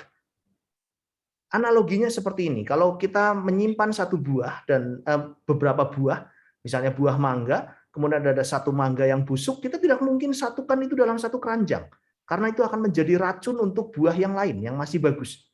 Sama juga dalam kehidupan kita harus hati-hati, jangan-jangan lingkaran pertemanan yang kita punya itu ada yang tidak sehat.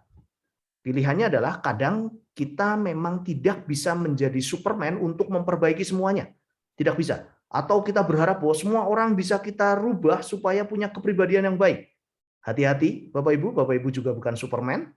Jadi lebih baik kita mulai putuskan dengan cara memilah. Pertama, melihat terlebih dahulu ke dalam diri kita. Apakah kita sanggup untuk menghandle-nya atau jangan-jangan kita harus menarik mundur terlebih dahulu. Nah, ingat, di topik hari ini adalah kokang emosi. Kadang kita artinya harus menarik mundur untuk melihat semuanya. Seperti itu. Kita harus mempersiapkan semuanya. Dan bahkan kadang memang kita lebih baik memilih jalur atau berteman dengan orang yang positif dibandingkan dengan orang-orang yang membawa dampak negatif. Mungkin gambarannya seperti itu, Ibu Vera. Ya, semoga cukup menjawab. Ya, terima kasih Pak Fundi jawabannya. Baik, kita langsung lanjut saja ke pertanyaan berikutnya. Ini ada pertanyaan dari Bapak Jonathan Setiawan kepada Ibu Permata. Apakah mental itu bagian dari emotional intelligence? Dan kalau misalnya memang iya, bagaimana cara memperbaiki mental kita ketika kita menghadapi kegagalan? Baik, Mbak Vera, terima kasih. Terima kasih Pak Jonathan. Saya boleh slide share ya sedikit ya untuk mengingatkan yang tadi. Saya ingin menjelaskan dari pertanyaan Pak Jonathan. Oke, Pak Jonathan, tolong abaikan yang bagian Titanic ya. Saya ingin Bapak perhatikan yang bagian iceberg.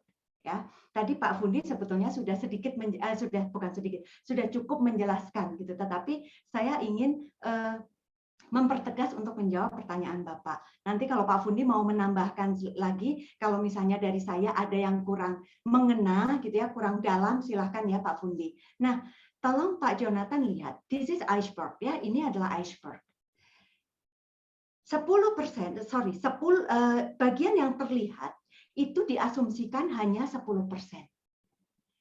Bagian yang di dalam, di bawah permukaan air itu 90%. Oke. Nah, kalau kita bicara tentang manusia, yang pertama saya ingin paparkan adalah 10% itu biasanya hanya sesuatu yang sifatnya skill. 90% adalah karakter manusia. Ya. Kemudian yang kedua yang ingin saya sampaikan juga, 10% itu adalah pikiran sadar atau conscious mind manusia. 90% subconscious mind yang dimiliki oleh manusia. Mental itu ada di dalam pikiran. Dan itu juga, itu berarti bicara tentang emosional. Tetapi adanya di mana, Pak? Adanya di bawah permukaan itu yang sering kali tidak terlihat. Dan itulah sebetulnya yang kalau dari cerita Titanic itu, yang sebetulnya yang membuat kapal Titanic tenggelam itu adalah yang di bawah dasar, di bawah permukaan laut itu. Bukan yang di atas permukaan laut. Makanya tadi saya ceritakan, kalau kapten kapalnya cuma ngomong shut up I'm busy, karena yang dia lihat itu hanya 10%-nya saja. Itu nggak penting bagi dia, dia lupa yang 90%. Nah, tadi Pak Jonathan menanyakan, ini kalau bicara tentang mental, apakah termasuk dalam emosional, kecerdasan emosional? Betul. Bagaimana kita mengelola mental kita? Bagaimana kita berdamai dengan mental kita? Dan tadi Bapak juga tanyakan gimana caranya kita memperbaiki mental kita. Berarti yang harus diperbaiki adalah yang bagian tidak kelihatan tadi Pak, yang 90% itu. Subconscious mind itulah yang harus diperbaiki. Caranya bagaimana? Kalau memang kita, mungkin Pak Fundia sebagai seorang psikolog, kalau saya ini hanya coach dan mediator ya, jadi mungkin kalau dari sisi psikologi saya bukan orang yang terlalu tepat. Nah, tetapi dari apa yang saya pelajari, jika saya punya klien dan klien saya itu punya permasalahan yang bicara tentang mental atau bicara tentang emosional, biasanya saya ajak untuk apa? Mengungkap segala sesuatu yang terpendam di masa lalunya. Segala yang pahit, segala yang menyenangkan, semuanya saya ajak untuk mengungkapnya. Kemudian diurai satu persatu. Sehingga apa? Kita tahu bagian mana yang harus diperbaiki. Tidak semua bagian masa lalu itu rusak atau patah, tidak. Tetapi ada bagian-bagian yang itu kemudian pecah, dan pecahan itulah yang kemudian memengaruhi kepada perilaku seseorang. Jadi, saya ingin tegaskan kepada Bapak Ibu sekalian, jika ada orang yang perilakunya tidak tepat, tolong jangan hakimi. Tetapi lihat, apa yang bisa kita bantu untuk mereka. Jangan-jangan mereka punya satu problema yang memang tersimpan di dalam subconscious mind-nya dia, yang memang dia belum selesaikan.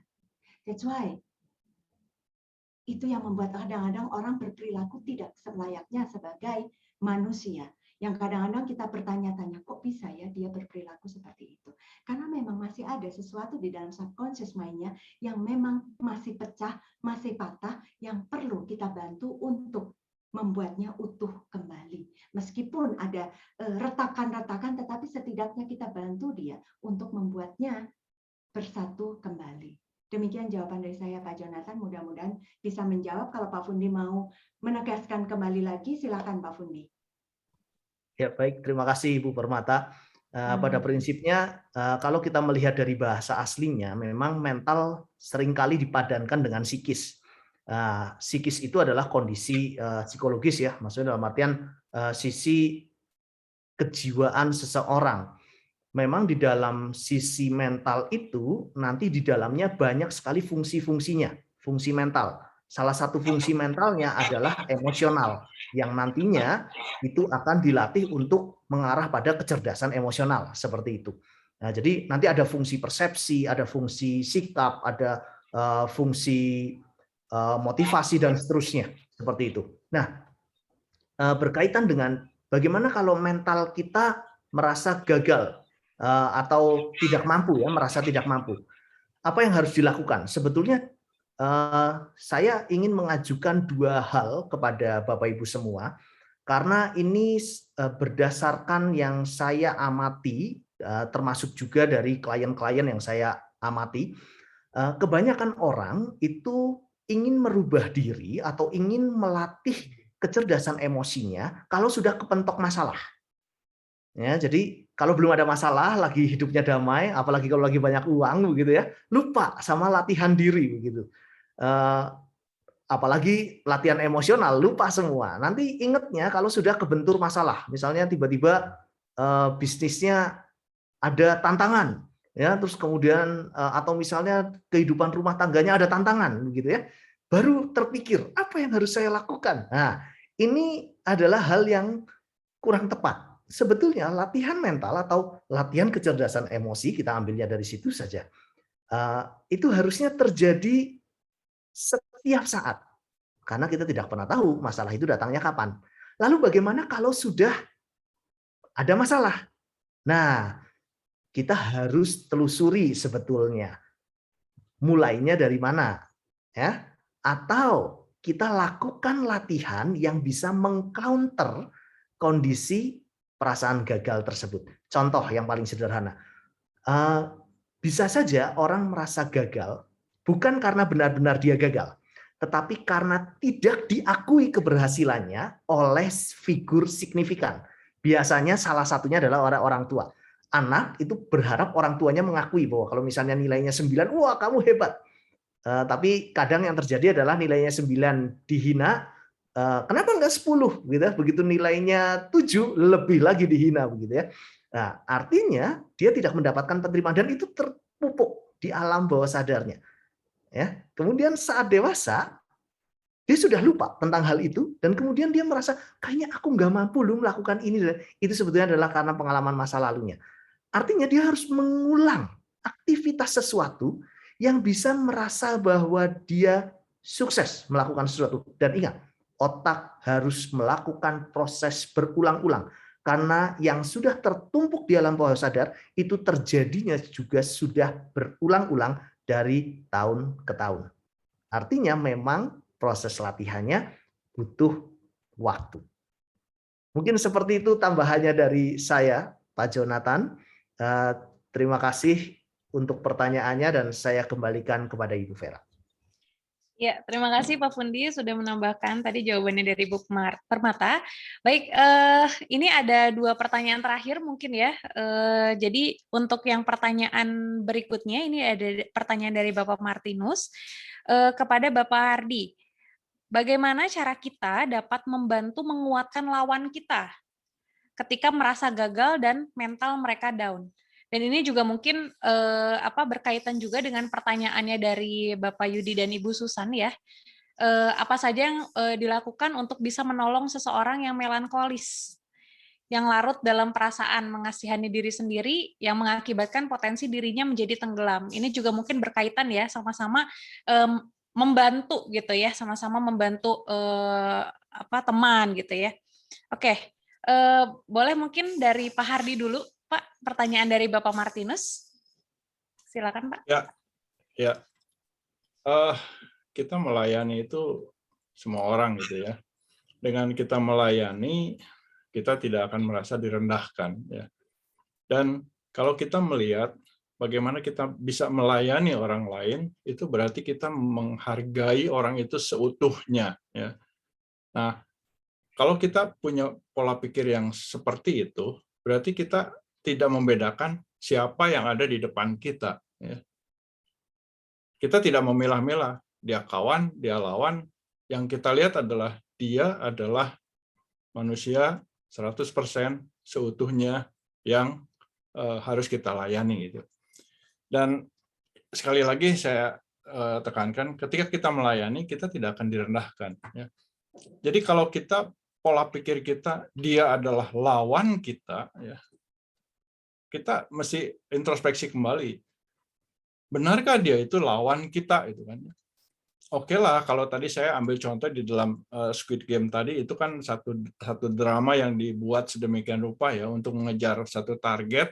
Ya kita tidak peduli orang lain, kita anggap semua itu musuh yang harus dimusnahkan. Kenapa? Karena kita ingin mencapai satu keberhasilan sebagai seorang pemenang ya. We don't care anybody gitu kan ya. Tapi di dalam real life kita tidak bisa seperti itu ya. Saudara, siapa sih lawan kita yang sesungguhnya? Lawan kita yang sesungguhnya itu adalah diri kita sendiri ya. Saya main golf, ya. Main golf itu sebetulnya tidak punya lawan. Ya. Kenapa? Karena saya pukul bola saya sendiri, ya.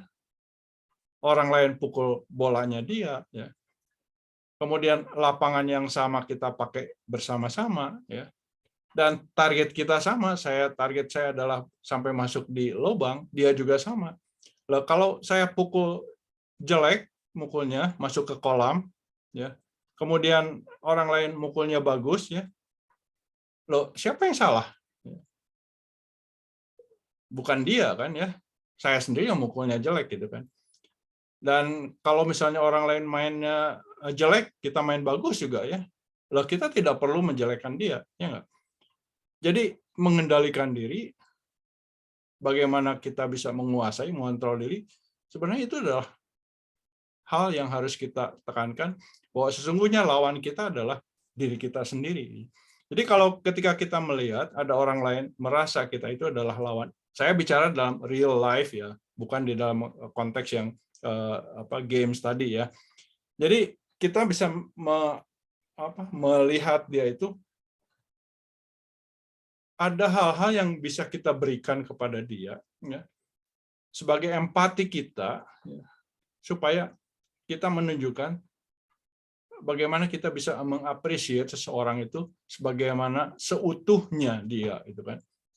Dan percayalah ketika itu dilakukan, ada respon yang bisa kita terima, yang bisa juga membahagiakan diri kita sendiri, ya. Saya kira itu jawaban saya mungkin, ya, Mbak Vera, ya. Ya, terima kasih Pak Hardy. Baik, yang terakhir mungkin tambahan dari Pak Fundi, ya Pak, terkait tadi pertanyaannya dari Bapak Yudi dan Ibu Susan. Silakan Pak. Ya, baik, terima kasih. Pak Yudi dan Ibu Susan mengambil satu pandangan kepribadian dari tokoh yang membagi kepribadiannya menjadi kolerik, melankolik, sanguin, dan plekmatik. Dan Pak Yudi bertanya tentang bagaimana cara menolong orang yang melankolis nih, yang biasanya larut dalam emosi dan seterusnya. Orang melankolis memang kecenderungannya adalah orang yang sangat terfokus pada emosi, bukan logika berpikir. Jadi logika berpikirnya adalah sisi emosinya, begitu. Itu sebabnya dia terkenal sebagai orang yang detail, ya, bahkan sangat detail. Ciri khas yang paling mudah adalah orang melankolis itu biasanya hafal susunan baju yang ditata di lemarinya, gitu ya. Dan biasanya hafal dengan urutan isi yang ada di dompetnya, ya. Jadi uangnya ada berapa, itu orang melankolis biasanya sangat peka. Nah, artinya kalau kita bicara tentang keseimbangan, dan kecerdasan emosi adalah berbicara tentang keseimbangan, artinya kita harus sedikit bisa membuat orang tersebut, orang yang melankolisnya levelnya tinggi, harus dilatih untuk bisa menggunakan sisi logikanya lebih banyak. Dan ini butuh, kembali lagi butuh latihan, ya. Misal, kalau dia menangkap sesuatu, orang melankolis itu menangkapnya kan pakai emosi. Kalau ada teman nadanya ngomongnya naik sedikit saja nadanya, itu sudah dianggap entah menyindir, entah sedang marah. Harus diingatkan bahwa oke, coba lihat dari sisi logikanya. Orang itu sedang mengalami apa dan seterusnya dan seterusnya.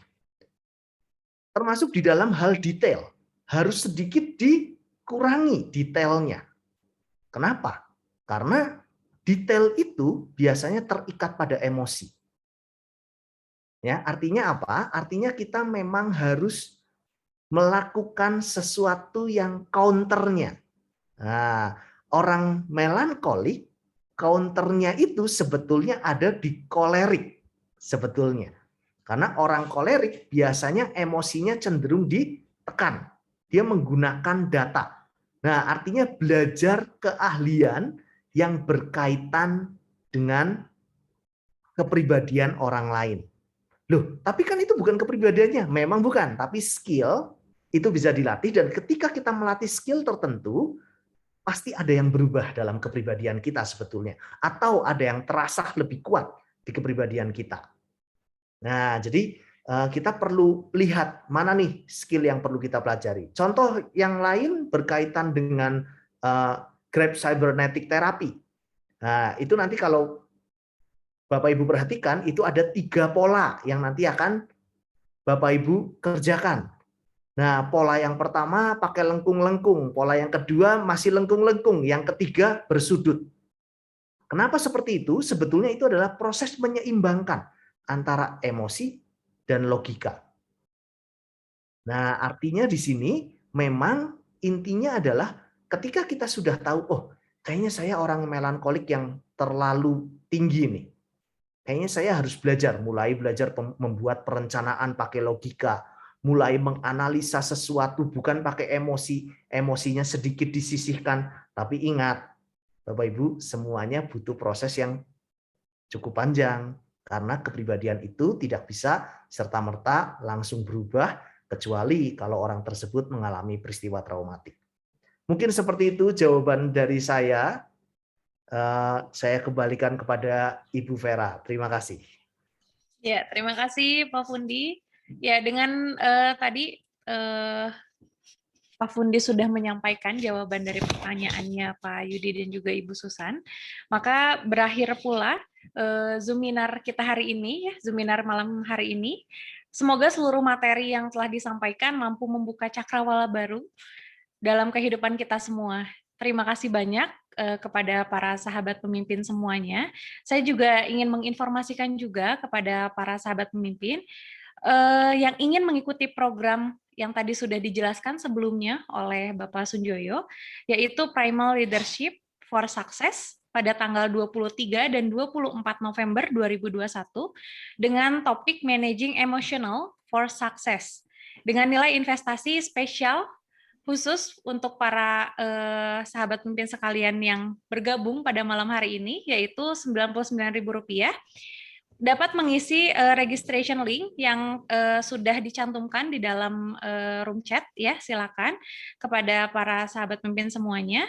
Terima kasih banyak telah bergabung dalam Zoominar kita hari ini. Mudah-mudahan segala sesuatunya, materinya semuanya bermanfaat, gitu ya. Tadi banyak sekali pesan yang disampaikan oleh para pembicara kita hari ini, terutama mengenai emotional intelligence itu sangat berpengaruh terhadap kesuksesan, bahkan persentasenya pun jauh lebih besar daripada intelijensi kita, seperti itu. Dan segala sesuatu emosi yang mempengaruhi kita juga itu perlu untuk di-manage, gitu. Itu poin penting yang saya tangkap untuk malam hari ini.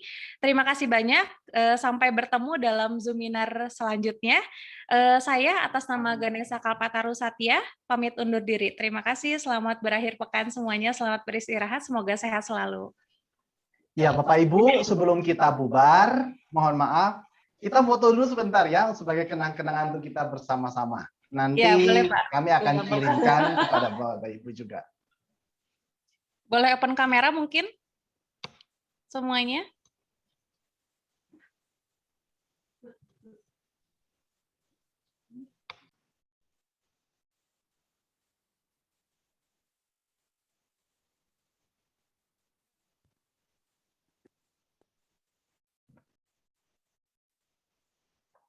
Iya. Saya lihat di sini ada tiga slide. Saya akan mulai dari slide pertama, dan Bapak Ibu tidak tahu kita ada di slide mana. Jadi kita berikan senyuman terbaik sebagai kecerdasan emosional yang paling sederhana yang bisa dilakukan oleh semua orang. Mari kita sama-sama berikan senyuman terbaik kepada teman-teman kita, dan kita ambil foto pertama. Terima kasih.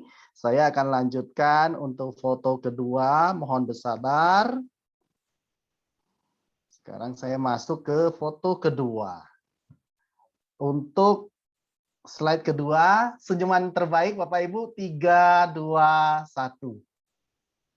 Terima kasih. Saya kira tinggal 2 ini. Oke, dan yang ketiga, saya tidak melihat ada yang open kamera, jadi kita abaikan saja, karena nanti jadi tulisan-tulisan semua. Baik, Bapak Ibu, terima kasih banyak. Saya merasa sangat terhormat. Di sini banyak teman-teman saya yang hadir, bahkan ada Putri Pariwisata pun hadir. Mbak Sera, Vanessa, terima kasih banyak. Terima kasih. Ya, Bapak Ibu, sekian dari kami. dan tetap jaga kesehatan, dan kita akan ketemu lagi di event dan program Ganesha Kalpataru satu yang lain. Dan salam prima untuk kita semua, salam untuk keluarga. Selamat malam, bye-bye. Terima kasih Bapak Ibu. Selamat malam. Terima kasih kasih. semuanya. Terima kasih. Terima kasih. Terima Terima kasih kasih. Terima kasih. Terima kasih Bapak Ibu. Terima kasih Terima Bapak kasih. Ibu.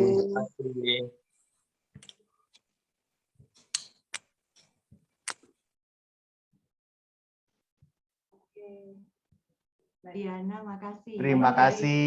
dari Tulungagung, Mbak Diana. Oh, oke. Setia sekali dari yang Free Talk Show Terima yang kasih bulan Pak Sunjoyo. Agustus. Terima Terima kasih kasih, Martinus Bapak. Yudi.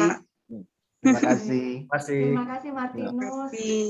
Terima Yoga, kasih Pak Daniel. Ibu Terima kasih juga, Denti, Bu. terima Ya, kasih. Terima kasih Pak Adit. Terima kasih Pak Made Wahyu. Terima kasih Bu Nani. Terima kasih. Makasih Pak Sunjoyo. Sama-sama Malam. Bu. Salam kenal dan sukses untuk Ibu sekeluarga. Ya, saya dari PPJI. Oke, terima kasih sekali PPJI. Is the best. Thank you. Makasih. Pak Novian, terima kasih. Ini ada, Pak Permata. Ayah, nah ini istri saya kalau Bu Nani belum kenal. Pernah lihat di grup sih. Iya. Bu Oke. Denti, terima kasih. Terima kasih Bu Nani. Thank you. Iya. Pak Sunjoyo. Ya, Buat terima bermasa. kasih. Bye-bye. Selamat Terima kasih, Bu malam. Nani.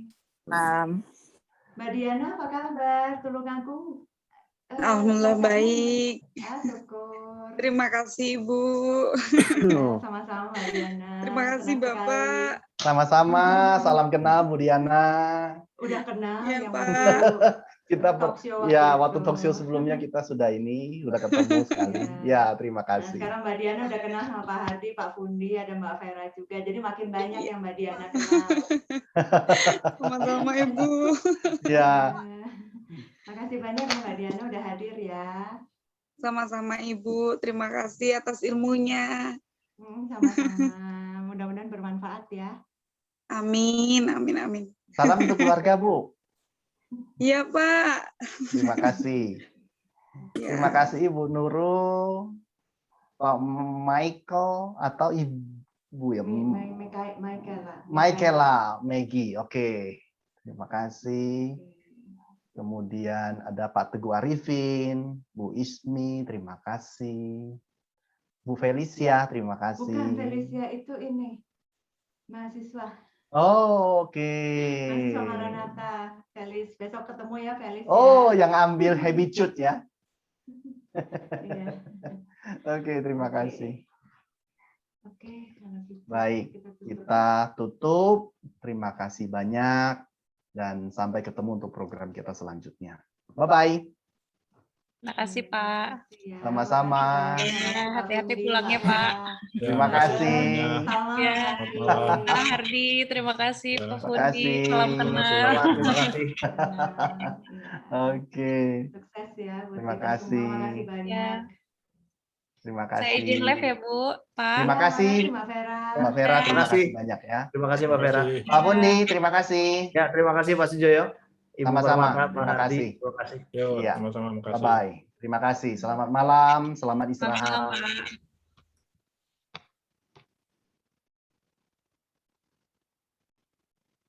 Ini bisa doa bersama dulu nggak sih? Cina?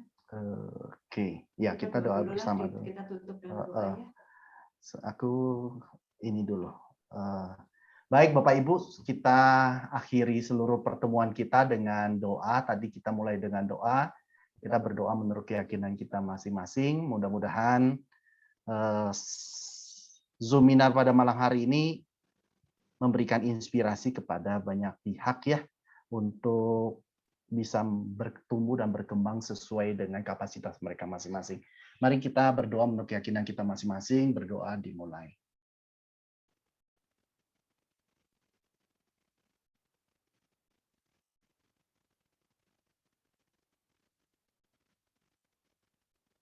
Amin.